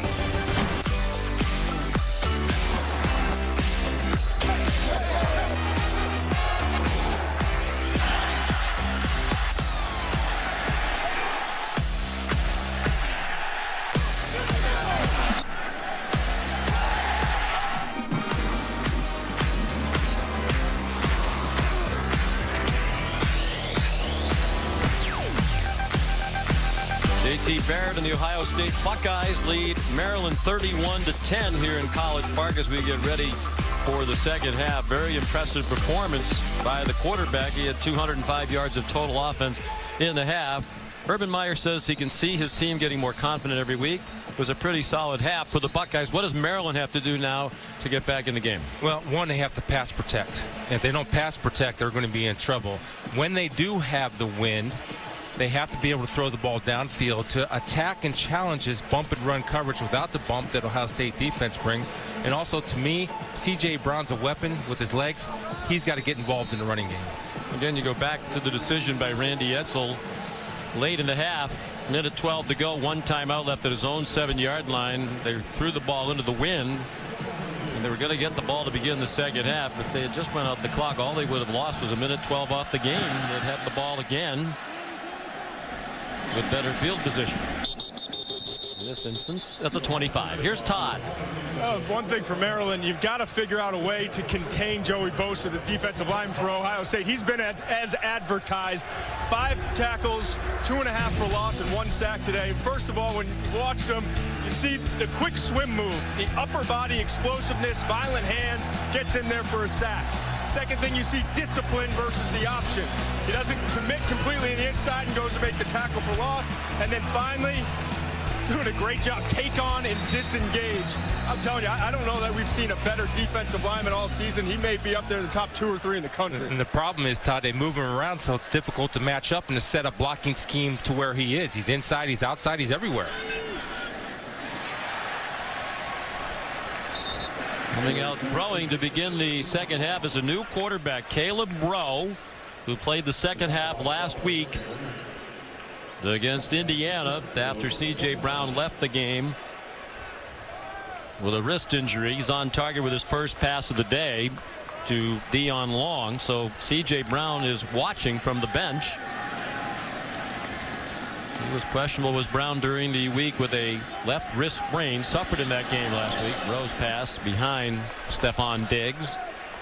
Well, the coaches told us yesterday if Rowe had to play today, they are very confident in him, and the offense doesn't change very much. And I'm assuming they had this plan in place and gave him the proper amount of reps in practice, because I can't tell you how vital that is for a guy coming into a game or into a situation to see the defenses that he's going to see on Saturday during the week. Don't know if Brown is injured or if they just feel like he was not effective enough. Brown was 11 for 18 in the first half for 71 yards and threw that interception late in the half. He was 8 for 8 on their touchdown drive. Bennett thrown into the fire, and Michael Bennett says welcome to the game. Again, all kinds of pressure from the Buckeye front. And notice they're all standing up. And so they're bringing it from everywhere. And Michael Bennett with a spin move understands where the pass rush lane is. Spins back into the lane to seal the deal, but that's another different look that they're bringing, is standing up Bosa and Bennett, and you can't account for where they're going to be once the ball is snapped. Nathan Renfro punts into the stiff wind.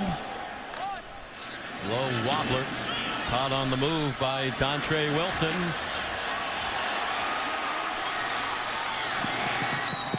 Shoved out of bounds by the punter Renfro inside the 30-yard line. They'll mark him out at the 29. Versatility of Dontre Wilson, running back, receiver, and right here the returner. Anytime you have a guy that's this good in space, he's a threat every time he gets his ball. Well blocked by the return team of Ohio State. 32-yard return and a 31-yard punt.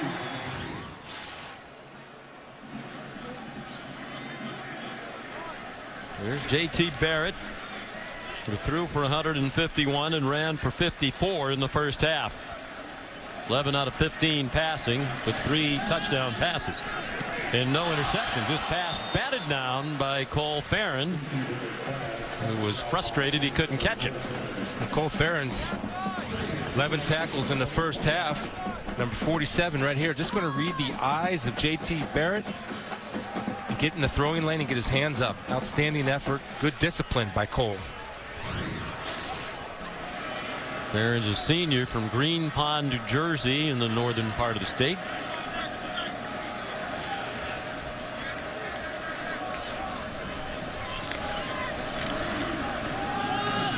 Ezekiel Elliott, ripped down by Keith Bowers, senior defensive end from West Palm Beach. Elliott ran for 82 yards on just 13 carries in the first half.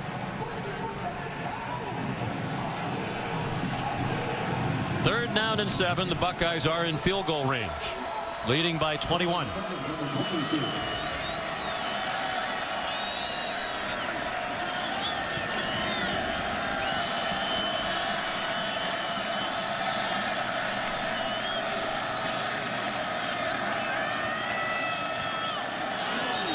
The left tackle moved and the crowd was roaring. Finally the whistle stopped the play. False start. Offense, number 68. 5-yard penalty. Third down. Taylor Decker, the left tackle, the only returning starter on their offensive line. The rebuild unit's done a nice job today. He probably played his best game last week against Cincinnati.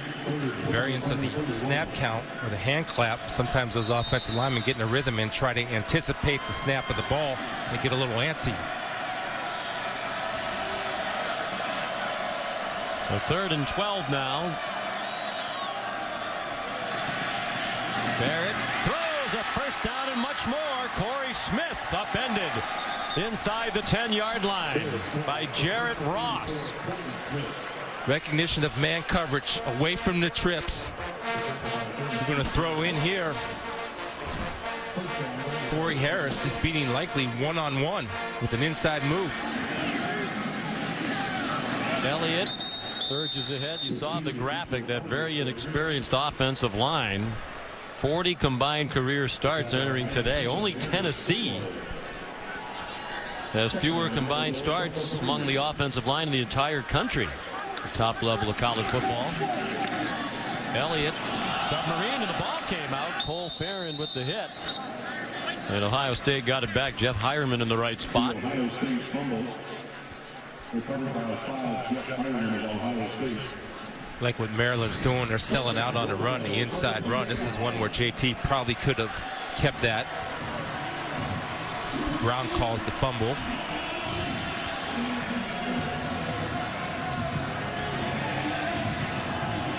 Third down and goal.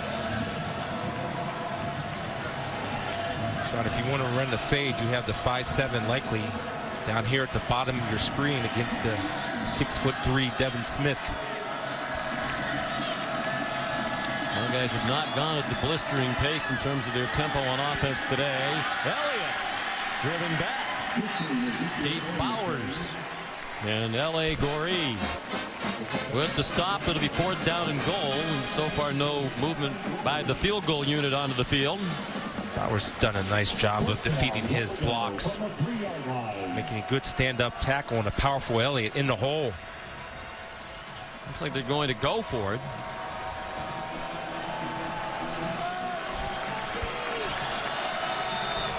They like a little bit of a rollout here and giving JT Barrett the run pass option. It's in their game plan to the trip side. There it is. He is looking for somewhere to throw it, nowhere to run, and he's dropped for a loss, and the Buckeyes turn it over on downs. Urban Meyer electing to forego the chip shot field goal. Would have put them up by 24 points. And the Maryland defense gets the ball back on downs. Perrin at the center of it again for the Terps.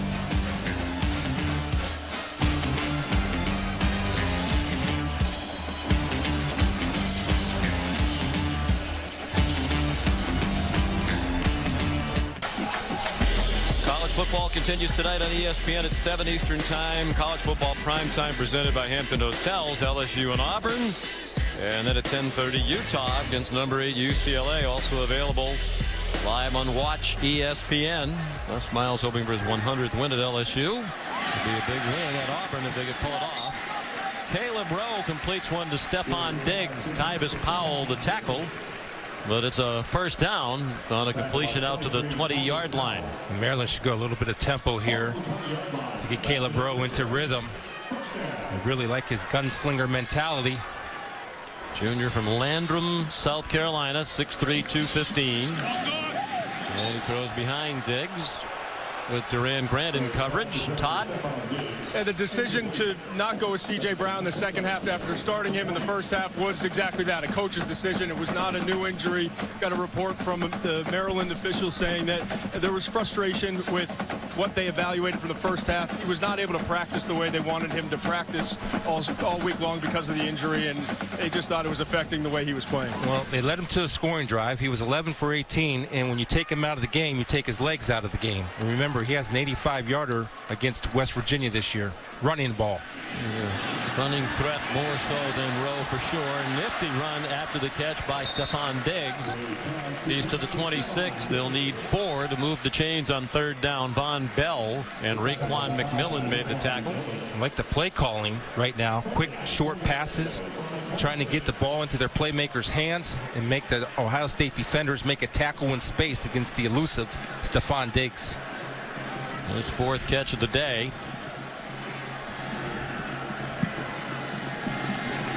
Third and 4, and they throw a deep ball to single coverage, and a nice catch with the hands by Marcus Leak. Huge play, one they really needed, as he won the 50-50 ball from Duran Grant. Well, not a bad job of Duran Grant, and Ohio State teaches to play the chest through the hands. He's into the chest, but watch, he's late with his hands. When those receivers' arms go up, you have to go up and punch that ball out of there. He gets no punch. And Leak does a good job of keeping it away from Duran Grant and not bringing it into his body.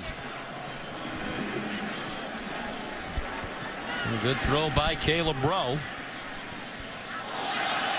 Should have snapped it. Aaron Lee was going to be way offside. Field come to the line of scrimmage by Von Bell. C.J. Brown did practice this week, but it was limited practice time because of that sprained left wrist. Randy Edsall didn't decide until yesterday that he would be the starter. The deemed ineffective by the coaches, so Rowe is in. And Rowe does bring that element. I mean, he likes to throw downfield. He'll take his shots, and he's not afraid to throw a guy open or throw into tight coverage and trust his guys, as we just witnessed, to go make a play. Four-man rush. He pulled it down for a moment, then threw over the middle to Lee, who got walloped at the 34-yard line by Tyvis Powell. 15 more and a first down for Maryland. I talked to Keenan McCardle, the wide receiver coach, and he was saying, you know, we just feel like we have such an advantage at wide receiver over their defensive backs. I think that's part of the reason they went with this quarterback decision. Trying to get the downfield throws more part of the play calling. Brandon Ross dragging some would-be tacklers along, Darren Lee and Michael Bennett.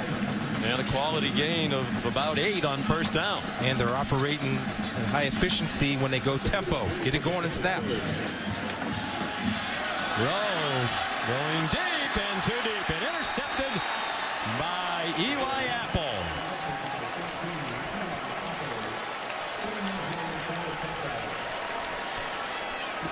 Sean, you know when you practice well, you play well. Eli Apple on Wednesday had 2 interceptions in practice, and it can transfer into the game. And it starts out by the position. Right here, he's deep as the deepest. Gets away with a little bit of push, and that's a poor read by Rowe to Leaks. Now, when you see that defensive back over the top, that's when you throw the back shoulder fade or deliberately underthrow the football and let your receiver go make the play, Todd. And Leaks, I thought he could have done a much better job of continuing to go and fight for that ball, even if it's as a defender at that point. But I thought he gave up on that ball. And you saw the look of frustration on Rowe. I think he agrees with you, Todd. The shot was right after the ball was picked off. Elliott slides ahead and gets more than 10, 11 and a first down for Ohio State. And if you're wondering, Apple celebrates his second interception of the year. The other was against Virginia Tech. It is the same Keenan McCardle, the wide receiver coach for Maryland, who was a standout wide receiver in the NFL. 17 years, 2 times a Pro Bowl selection.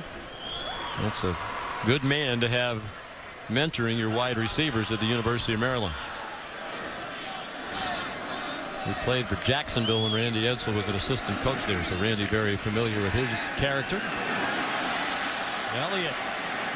All of a sudden it's a defense that's looking tired as they try to tackle Elliott, who says, I'm more of a finesse back than I am a power runner, but they're not totally without power now that Carlos Hyde is gone. Well, he's brought that to his game. I'm telling you, he had a power outage the first 3 games, but last week he was running with power, breaking tackles, and that continues today. And the more effective he is doing that, the more dangerous this offense becomes. Well, he was a little tentative early on. He broke his left wrist in the preseason. Up to 110 yards rushing, 100 plus for the second week in a row. Barrett, a deep ball, and another win with a flag down. Another win for Ohio State on a 50-50 ball. Jeff Hireman made the catch, won the battle with Yannick Cujo-Virgil. Brian Stewart said when they got lit up by West Virginia, which threw for 511 yards against them, that was the big problem. They couldn't get those 50-50 balls. Defense number 51. Penalty decline. Result of the play, first down. 28-yard gain. They haven't come up with these balls that are up for grabs today either. Well, and this is what we saw with Rowe doing. This is the deliberate underthrow by J.T. Barrett to let Hireman go up and win his individual battle. They brought extra rushers and did not get there, and they pay the price. Devin Smith a touchdown as he beat Sean Davis, left one-on-one as a safety in coverage.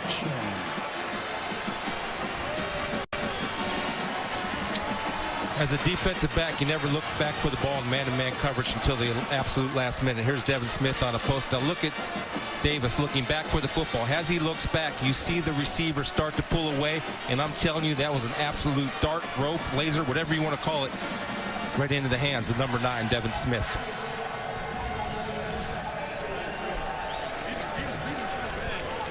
Four touchdown passes for Barrett.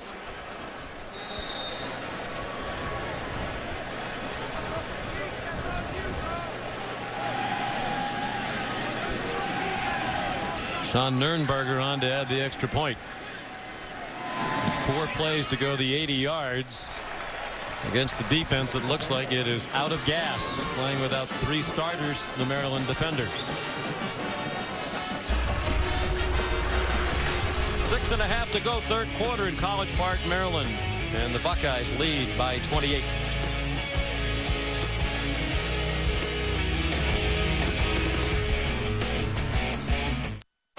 ESPN College Football on ABC. Brought to you by Honda, official music sponsor of ESPN College Football. And Dr. Pepper, always one of a kind.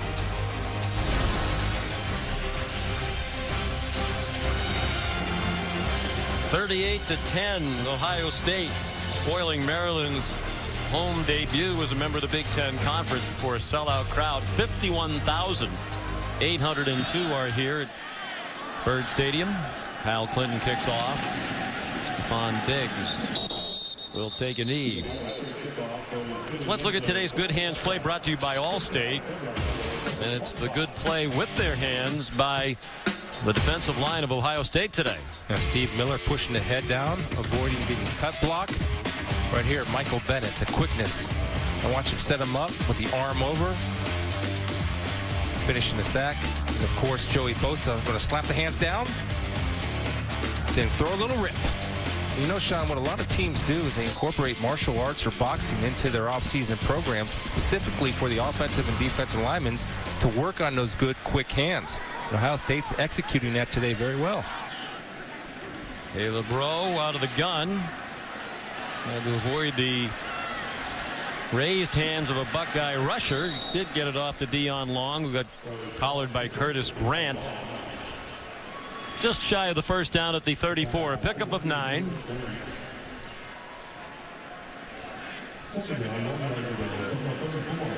Just 188 yards of offense today for Maryland. They moved on to their second string quarterback, Caleb Rowe. They played the entire second half, and really they didn't skip a beat in that win at Indiana. Dion Long wide open. He's out to midfield. Rowe last week was 12 out of 18. Threw a couple of touchdown passes. Threw for 198 yards in one half. A smart guy, understands where to go with the football, recognizes matchups, recognizes zones, and attacks the weak areas. Handed it off to Brandon Ross. Jalen Holmes made the tackle. Freshman from Norfolk, Virginia. There's the flag down.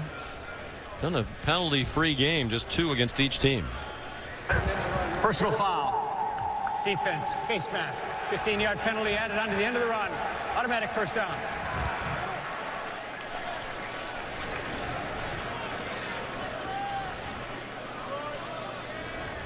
In our next window, Wake Forest and Florida State here on ABC. Some of you will see that. Baylor in Texas. The rest of the country will see.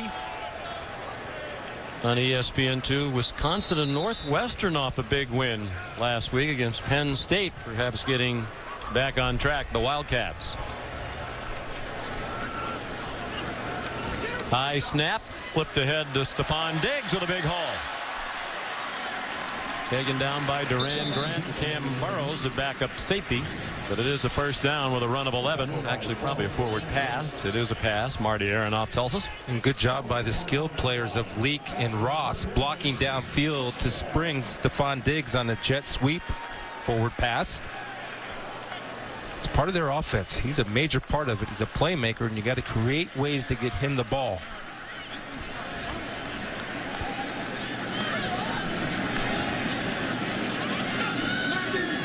Five minutes to go, third quarter. Monroe lunges forward to the 16-yard line. Well, Diggs was a big recruit for Randy Edsall early in his tenure as the head coach. Important at the University of Maryland to try to get as much of the local talent as you can. And Diggs was a player who could have gone just about anywhere, including Ohio State. Wanted to stay home to be close to his family as a younger brother. And he really serves as a father figure. His dad passed away when Stephon was in the 8th grade. Brandon Ross has a first down to the 10-yard line, wrapped up by Curtis Grant. A nice job of play calling by Mike Loxley. run pass mix, quick throwing game, jet sweeps. Then you come back with the inside run to keep this Buckeye defense off balance. Tommy Shutt, who's the backup to Bennett, lost his helmet. So he goes out and starter Bennett's back in. On 1st and goal from just inside the 10. Caleb Rowe throws and it's broken up. Darren Lee, the linebacker. There's a flag down as he was running in coverage with a wide receiver, Marcus Leak. You just said it, Sean. Recognizing matchups, linebacker on wide receiver. His eyes are going to go right to that position matchup and try to deliver the football. Pass interference. Defense number 43. Penalty occurred in the end zone. Ball will be placed at the 2-yard line. Automatic first down. Right here's the matchup that you'll look, and this is a pre-snap read by Rowe, and he's going to take it all day. As soon as he sees that linebacker and receiver matchup, he's going to throw the ball to the area and let his guy go make a play. No doubt about the penalty. Jabbed his hand in there before the ball arrived. Ross has a touchdown. Slicing through the right side. Brandon Ross, junior from Newark, Delaware.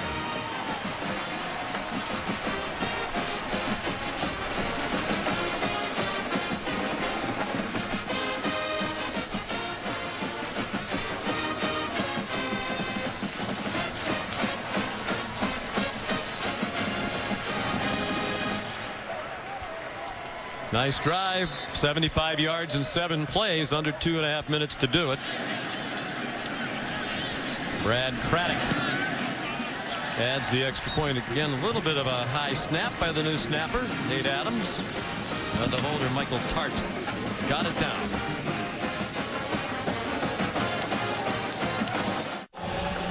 Joey Bosa's done a lot of bad things and a lot of good things. This is a bad thing right here. Lack of communication. He comes outside and you're going to have 2 guys in 1 gap, which leaves the wide open hole. Then he's met after this play. See right here? There's 2 gaps. He's got to be inside. He does his own thing, leaves the hole wide open. An assistant head coach, Larry Johnson, lets him know about it. And he met him before he was coming off the field. He wanted to let him know, do your job. Don't do everybody else's job. Longtime member of the coaching staff at Penn State, Larry Johnson. Now, obviously, with the Buckeyes, Jalen Marshall brings the kickoff back. Delivers a stiff arm. William Likely able to bring him down. Flag down on the return. The very talented freshman Marshall, highly recruited player.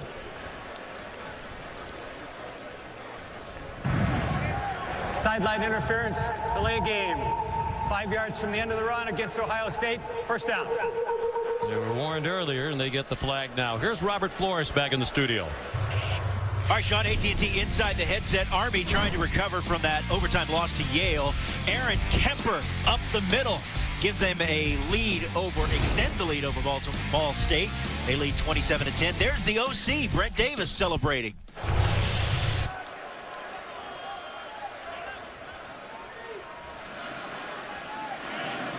Hard to figure out that Ball State team. Looked like they were going to win at Iowa earlier this season, and they've been awful since. J.T. Barrett, the ball carrier, out to the 48-yard line. And speaking of Iowa, they'd like to have that game against Iowa State back. Their only loss in a game that looked like they had going their way for most of it in Iowa City. Made the quarterback change. Went with C.J. Beathard. Give him a little more spark.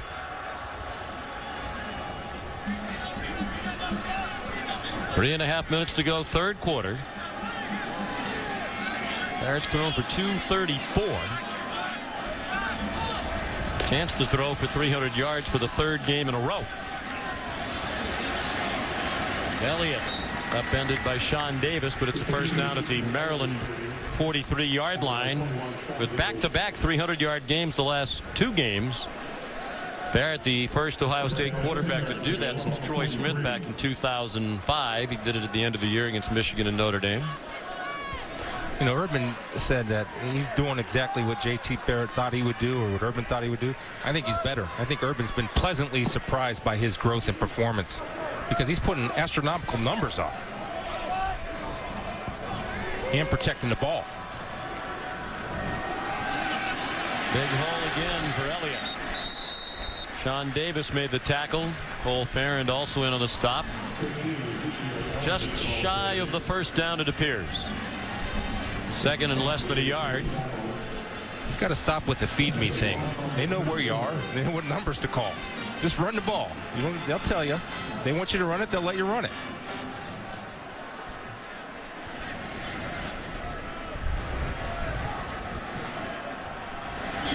Elliott's up to 119 yards. Averaging more than 6 yards per rush.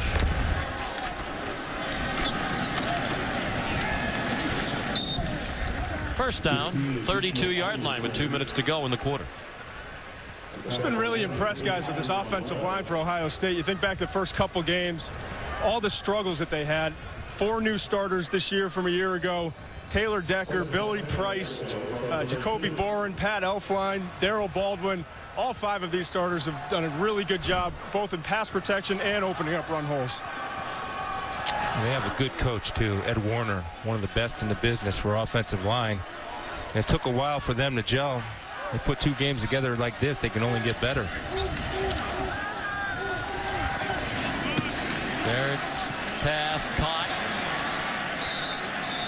Corey Smith swung down by Jeremiah Johnson. There's Ed. Was actually a finalist for the Army head coaching job this year. He's outstanding, Sean. He's demanding now. I watch those guys practice, and every step has to be right. Every hand placement has to be right, or he'll go off in a heartbeat on them.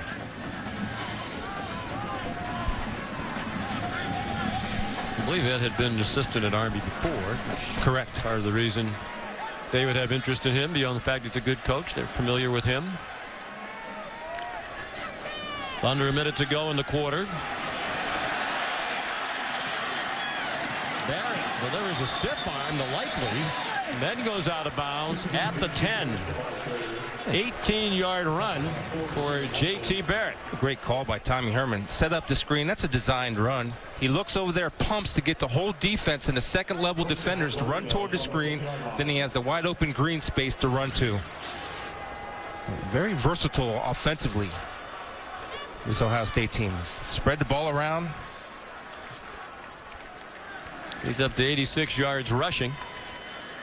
Yeah, last week they were over 300 and passing against Cincinnati. 380 rushing, 330 passing last week in Columbus. Barrett trying to add to his totals, and it's incomplete. Intended for Michael Thomas with Jeremiah Johnson in coverage, and there is a flag down in the corner of the end zone. I'm going to tell you this, that J.T. Barrett is late on this throw. Thomas is out of his break and the ball's in the air. He has to put that ball. Pass interference. Defense number 14. Penalty incurred in the end zone. Ball will be placed at the 2-yard line. Automatic first down. In the air before he's out of his break, and he did arrive and have contact a tad early. That's a technique you want to use. Play through the chest, up through the arms. Just a little early. Jeremiah, good effort.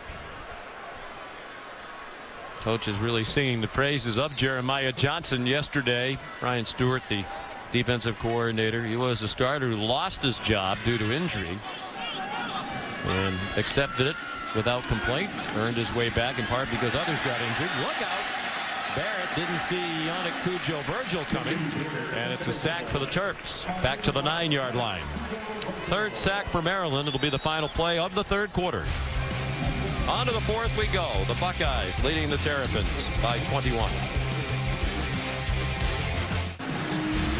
Celebrating its 10th year sponsoring the Good Hands Field Goal Nets, All-State makes contributions to participating universities' general scholarship funds for each field goal and extra point kick. Since 2005, All-State has contributed more than $3.4 million in scholarship funds.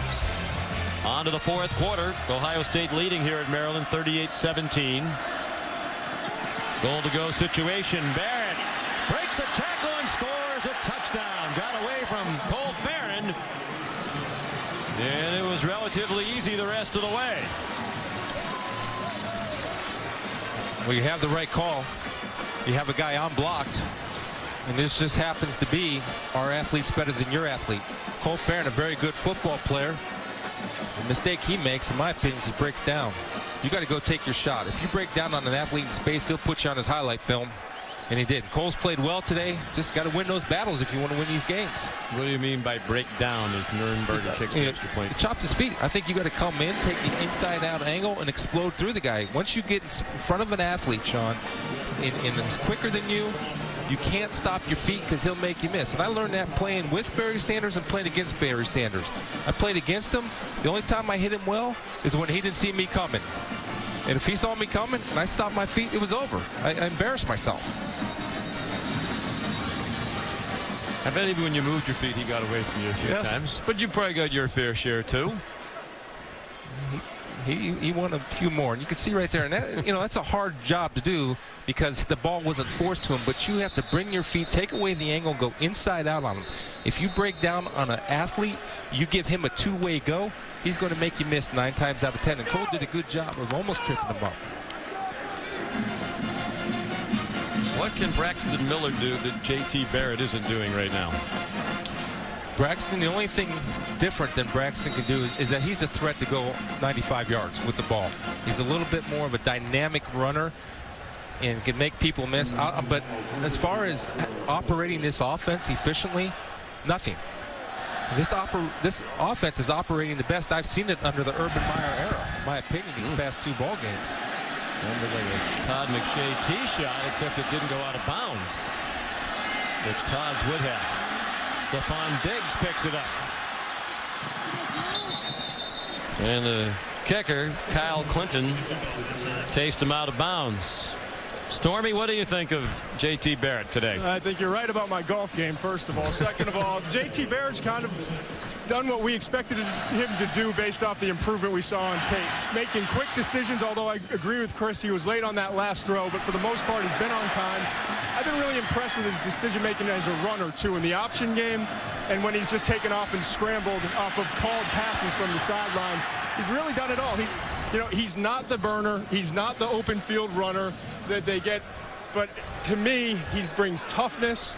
He brings, I think, faster eyes than Braxton Miller, and they're running more of their offense with him than they ever did with Braxton Miller. Well, if you look down, Lowe threw it up for grabs, and Darren Lee almost had an interception. 88 yards rushing, and they do a good job of mixing that running. He's a smart runner. He protects the ball. Darren Lee is a guy that is a linebacker. As you see him hobbled a little bit, that they use kind of has their nickel hybrid. We talk about hybrids on offense all the time. So Darren Lee is the perfect example of what a lot of teams are looking for, a physical linebacker that can go out and get in throwing lanes and cover down on guys in space. From New Albany, Ohio, quarterback and defensive back in high school. Known for his competitiveness. He gets that from his mother, who served in the military. She's now an anchorwoman, Candace, in the Columbus area on the NBC affiliate. Here's Robert Flores back in the studio. All right, Sean, Dr. Pepper, conference update from the SEC. Florida is trailing, but they do have the game's only touchdown. Matt Jones turns a touchdown after Tennessee had turned it over. Vols still lead 9-7, fourth quarter on the SEC network.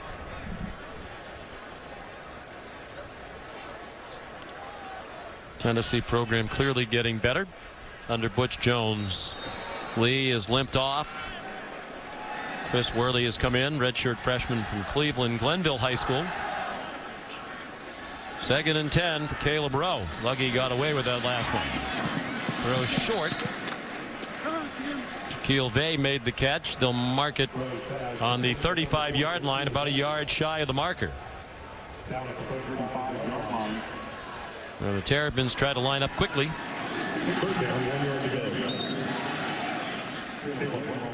Rowe, the quarterback keeper for the first down. Tomorrow on ESPN, the chase for the NASCAR Sprint Cup continues from Kansas. Last week in Dover, 4 drivers were eliminated after the 3rd leg of the Challenger round. Now the points are reset for the Contender round. 12 drivers still alive. Only 8 will advance out of this next round. Kansas tomorrow, presented by Dodge, 1 Eastern time on ESPN, and watch ESPN. Kevin Harvick will be on the pole tomorrow. Rowe throws. Too long for Dion Long. Both Long and Stephon Diggs suffered broken legs last year in the same game against Wake Forest. And that really derailed Maryland down the stretch. They wound up going to a bowl game Military Bowl, lost to Marshall. They're finished 7-6, but they not suffered those 2 key injuries to their best receivers. You have to think they would have had a couple more wins. Yeah, and they're both of them are explosive. And still, to me, they're not in groove yet. They will be. Rowe got rid of it, and they're pondering a flag for grounding, and it's not going to happen. There's Joey Bosa again, just the explosion off the line of scrimmage. And Joey's going to come from your inside. And it helps when nobody blocks you. They're trying to set up the screen, but he's able to close so quickly. And you saw Adolphus Washington, number 92, being a smart football player, get in front of the back, forcing Rowe to eat it.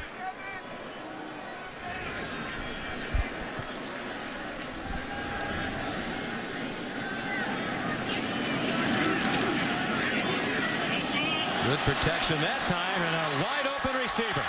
Jaquil Bay tackled from behind by Cam Burrows, who saved the touchdown, but it'll be first and goal for Maryland from inside the 5.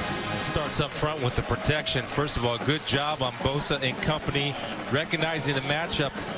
The speedy Vay on safety Burrows got him turned around. Good recognition by Rowe to hit the corner route. 60-yard gain. And another open receiver, Stephon Diggs. Touchdown, Maryland.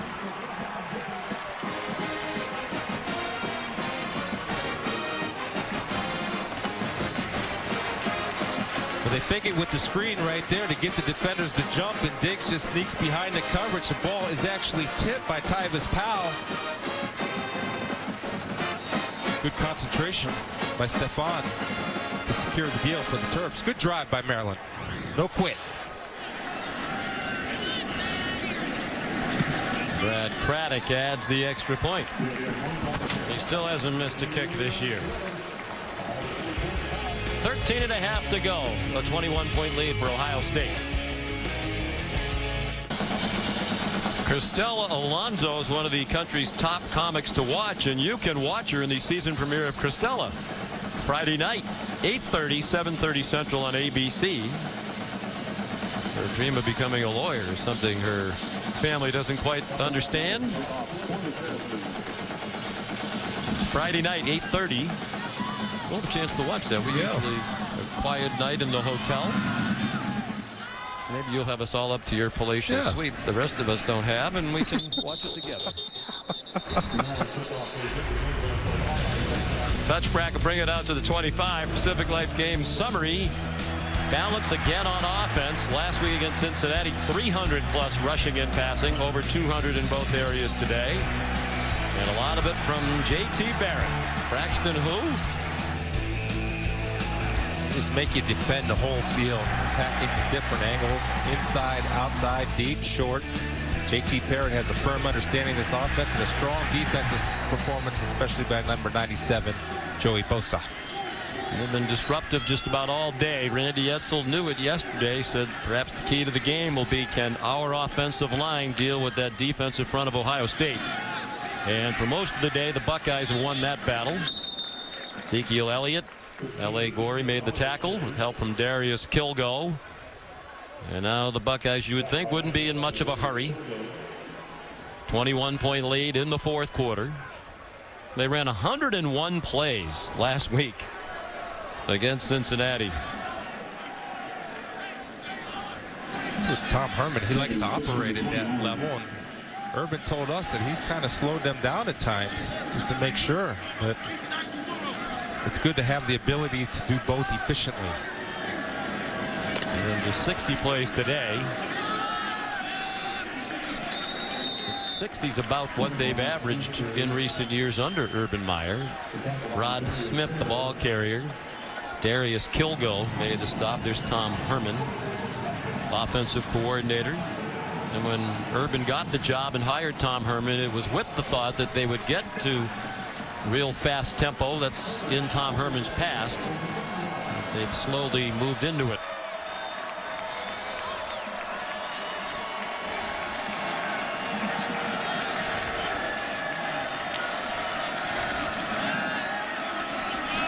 Barrett throws for a first down.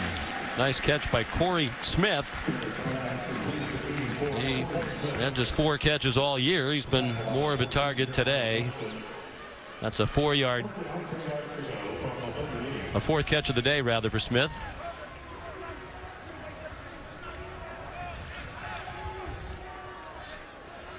They've been much better rushing the ball lately. And that has continued into today. 217 yards.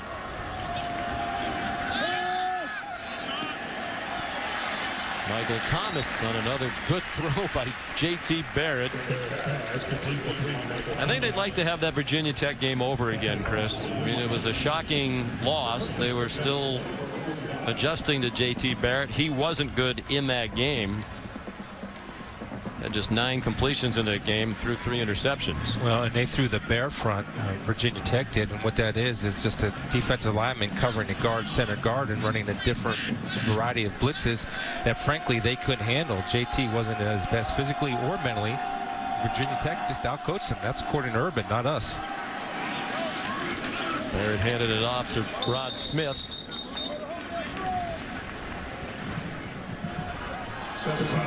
You know, the year that Urban took off from coaching between Florida and Ohio State, I was able to spend a lot of time with him, flying down every week to go watch tape with him down at his place, and learned a lot from him. Obviously, a few things stood out. First of all, he studied Clemson, he studied Tom Herman, he studied a lot of different coaches, and decided, you know, when I get back into this, I want to get more tempo in the offense, as you guys were talking about. Second thing, he really was obsessed with staying on schedule. You got to be productive 1st and 2nd down in order to avoid the 3rd long. And the third thing is find players that provide versatility and can be multiple. Barrett buried by Andre Monroe back at midfield. Big Andre, his 2nd sack of the game, and versatility is something that Urban looks for, but I want to tell you that he's a versatile defensive lineman, Big Andre Monroe. His 2nd sack, the team's 4th. He had 9.5 sacks last year. That was the most by a Maryland player since 2000, when Chris Jenkins had 10. 3rd down and 15 now. We're under 10 minutes to go.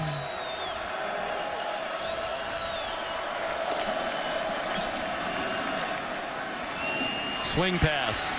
Elliott. Trying to leap up and over Jeremiah Johnson.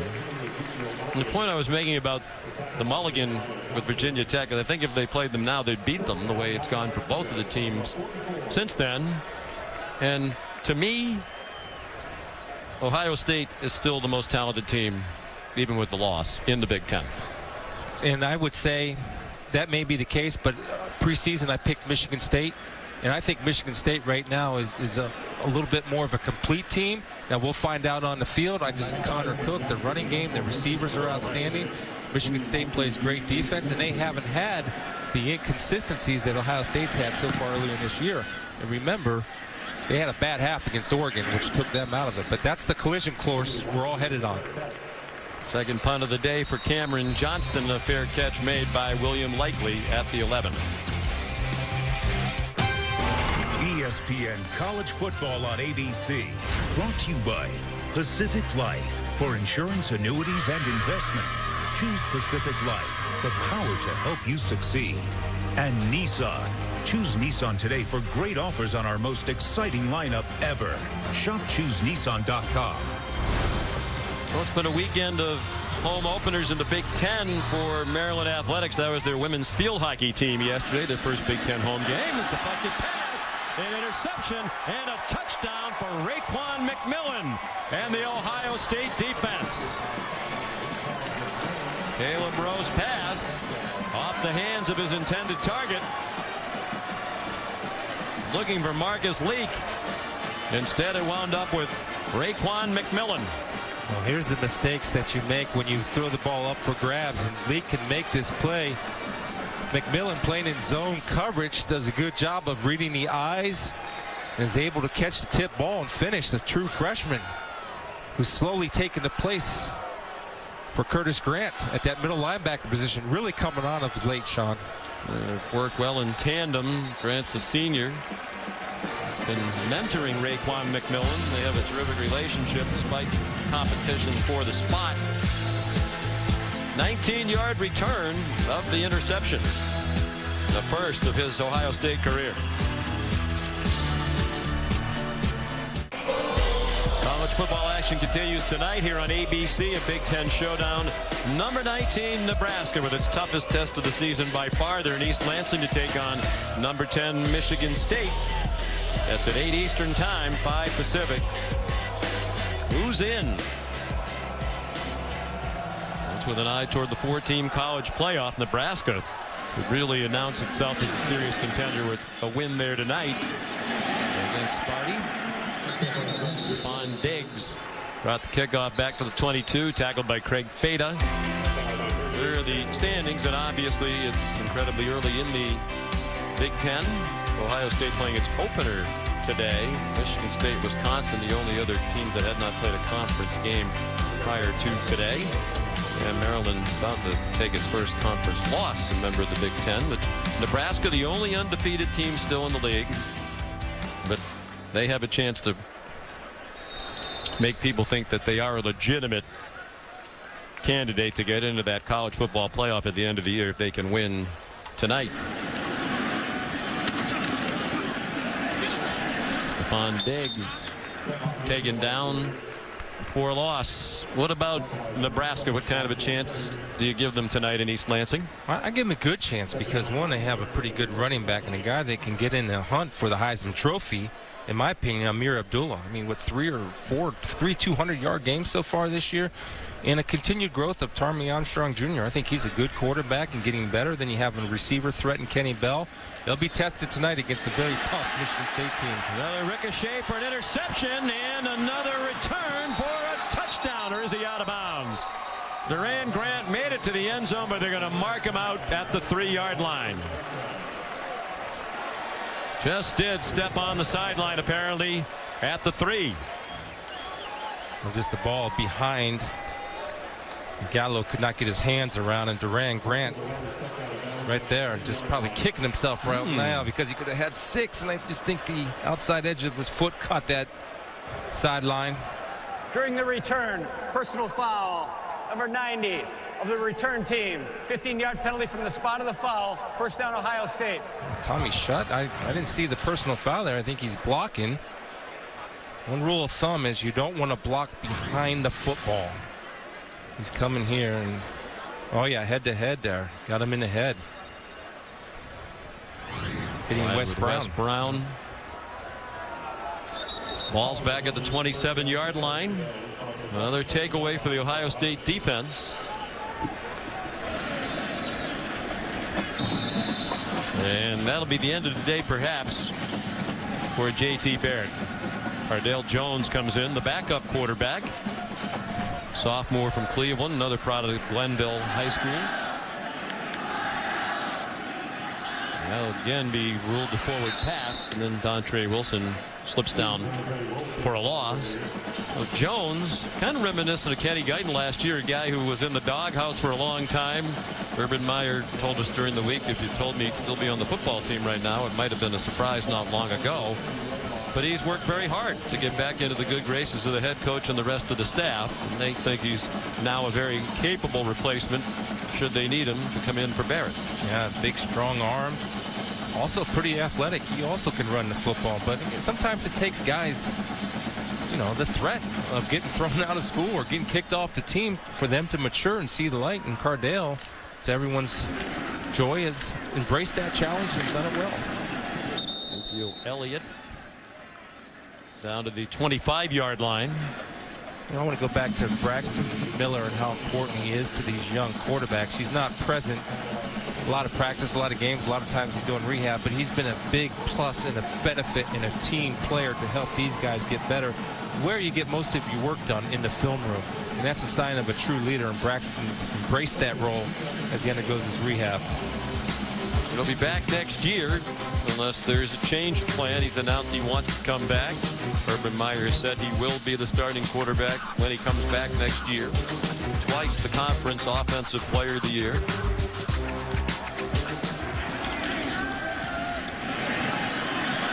Jones pulls it down and runs. Whoa! Leaping a defender inside the 10-yard line. went jumping over Anthony Nixon. Well, a good rule of thumb to have as a defender, I know this is a big dude, head up, eyes up, wrap up.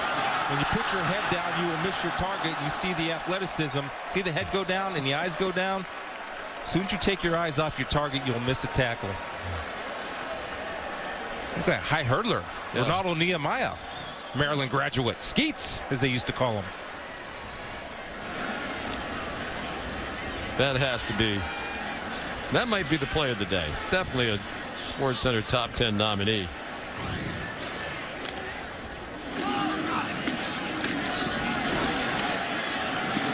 Jones, more conventional run to the 5. Keith Bowers yanked him down. Good awareness by Jones. I don't know if you noticed it when he felt the pressure coming that he was about to get hit. Did a good job of ball security, protecting that football, putting 2 hands over it. They're up to 502 yards of offense. Saw the graphic, 3 games in a row now against Kent State, Cincinnati, and these Terrapins at 500 plus. They were number 5 in the country. Then they lost Braxton Miller, so you say, okay, they probably aren't going to remain up there. But now they've replaced Braxton Miller with a quarterback in Bears.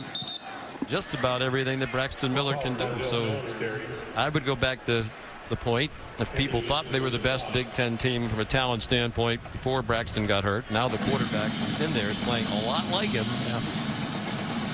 They're still pretty good. You can make an argument. I think the one question that you would have is, let's compare Ohio State and Michigan State out of the East. I think the one question mark that still remains, and they've done better today, but early on has been the pass defense. And Michigan State's been solid. I mean, there are 2 teams that are pretty evenly matched, but the one area where Ohio State struggled, and again, showing signs of improvement today, where Michigan State might have them, is the pass defense of Pat Narduzzi, the fine defensive coordinator for the Spartans. Rod Smith yanked down by Andre Monroe. And really, that's a problem for Ohio State that goes back to the end of last year. They were cruising right along, undefeated for the entire tenure of Urban Meyer, and then the pass defense fell apart. Last 4 games heading into their bowl game in the Orange Bowl against Clemson, they gave up 341 yards per game passing against teams like Illinois and Indiana, Michigan and Michigan State. And then Clemson, with that quick passing game to Sammy Watkins, picked them apart in the bowl. And it's carried in some ways into this year, so they changed the attitude on defense, that challenge every throw mentality, even if it's a short little pass. They want to attack it, perhaps leave themselves vulnerable from time to time. They want to make plays, not let teams pick them apart slowly. The thing about that, Sean, is Urban doesn't sit around. I mean, if he sees something, he doesn't like teams going and moving the ball down the field. He's got a mentality. It's attack, attack, attack.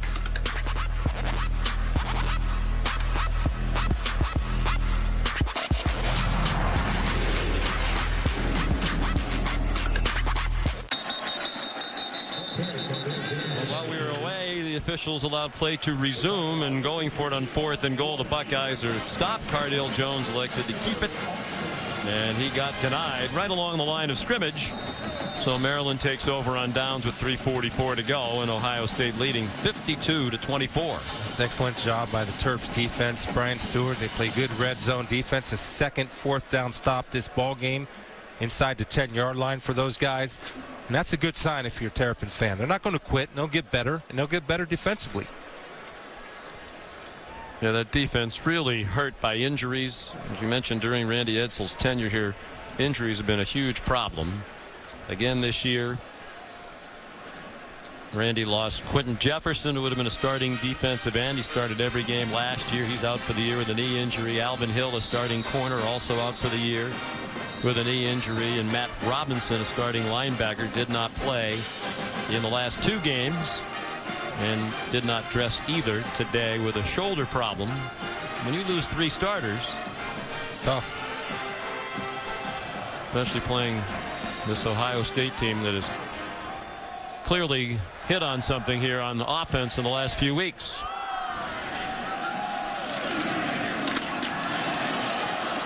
Wes Brown bounced off the hit at the goal line and managed to get out of the end zone. And ahead to the 8th. College football action tonight on ESPN. LSU and Auburn at 7. And then at 10:30, Utah and UCLA. And ESPN tonight, also on Watch ESPN. We saw the Utah team in person against Michigan. They're certainly capable of beating UCLA if the Bruins aren't ready to go. Yeah, which UCLA team is going to show up? The one that dropped 62? The one that struggled early in the year. And right now, they seem to be clicking, getting better as the season progresses. Rose pass for Diggs is incomplete.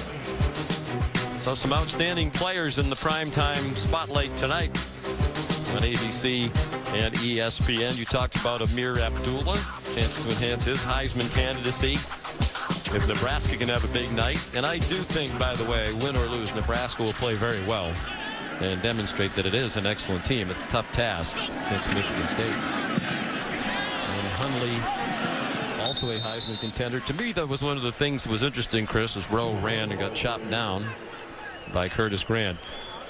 In preparing for this game, J.T. Barrett, 8th in the nation in passing efficiency entering the game, and he probably added to that today, ahead of players like Jameis Winston, Bryce Petty, Everett Golson, Brett Hundley, Kenny Hill. Yeah, and well, he's getting better. And Sean, he's been able to play well against subpar opponents coming into this game, and that's good for him. And how I know a player's getting better is I watch him practice. And you think he's efficient in the game? He's twice as efficient in practice. I think maybe I counted one incomplete pass when I went out to watch him on Wednesday. Well, I straight it right down the middle of the practice range, too. It's Shankopotamus when we get out there. Renfro's punt down at the 42.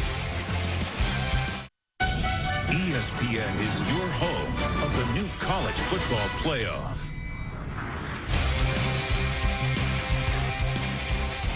Ohio State trying to play its way back into that playoff picture. That early home loss to Virginia Tech will be hard to overcome. Cardale Jones carries, but if they continue to play like this and can run the table, a lot of it obviously depends on what happens elsewhere. It's certainly not beyond the realm of possibility. Here's this week's Associated Press College Football Rankings, brought to you by Chick-fil-A.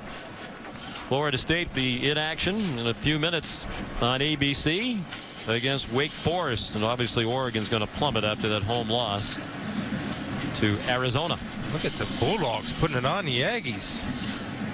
48-17.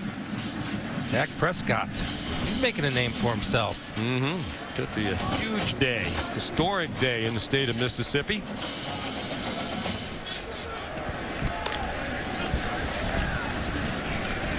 Jones takes off running, perhaps quarterback draw. And he says, J.T. Barrett, who? Never mind Braxton Miller. Well, who do you have in your college football playoff if it began today? And of course, it does not. Alabama, Auburn, Oklahoma, and Florida State. And boy, I had Texas A&M. Can I switch that out for Mississippi State right now? Have to. Yeah, that was prior to today's action. Of course, Baylor, kind of quiet. Baylor has a good game tonight against Texas. They'll be tested. I really like Bryce Petty. I know a lot of people are question marks on Bryce. I think he's outstanding. Fine quarterback. Bryante Dunn gets a carry. We're down to 45 seconds to go. Of course, I know you would have had Syracuse in there until that heartbreaking narrow defeat last night up in the Carrier Dome against Louisville. I didn't know it was a lacrosse tournament we were talking about. Oh, it hurts. They're getting there. Hang with the Cuse. Don't get down on the orange, Sean. So Maryland is going to suffer defeat in its first home game. And this will be 17 straight Big Ten regular season wins for Ohio State. And they do it in impressive fashion. Really took control from the opening kickoff. And we're not seriously threatened. Joey Bosa, the defense, J.T. Barrett, and the offense. Solid performance on both sides of the ball for Urban Meyer. 4-1 overall for the Buckeyes. Maryland drops to 4-2, 1-1 now in Big Ten play. 4 touchdowns passing, 1 running for J.T. Barrett, who threw for 267 and ran for 71. Here's Todd. Hey, nice game, man. Coach, biggest takeaway from this game? Oh, you like to be able to finish, but we don't want to. You know, we're on the road, Big Ten game, a team that was 4-1, and we kind of controlled the game. But there's some things we got to work on. Talked to you before the game about J.T. Barrett, his development. What'd you see from him today? He's becoming a little better runner, and he's a very good manager, and he's a good quarterback. Had some nice throws. JT's one of our strong points right now. Defensively, not the big plays given up. I thought the group was much improved from the last few weeks that we've seen.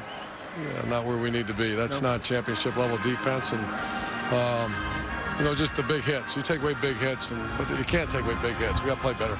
Okay. Thanks, Coach. Thanks. A successful coach, rarely satisfied. 17 straight regular season conference wins. That's the 3rd longest winning streak in regular season play in Big Ten history. Final score is 52-24. Stay tuned for more great college football action here on ABC. But now let's send you back to the studio for College Football Countdown presented by Nissan. John?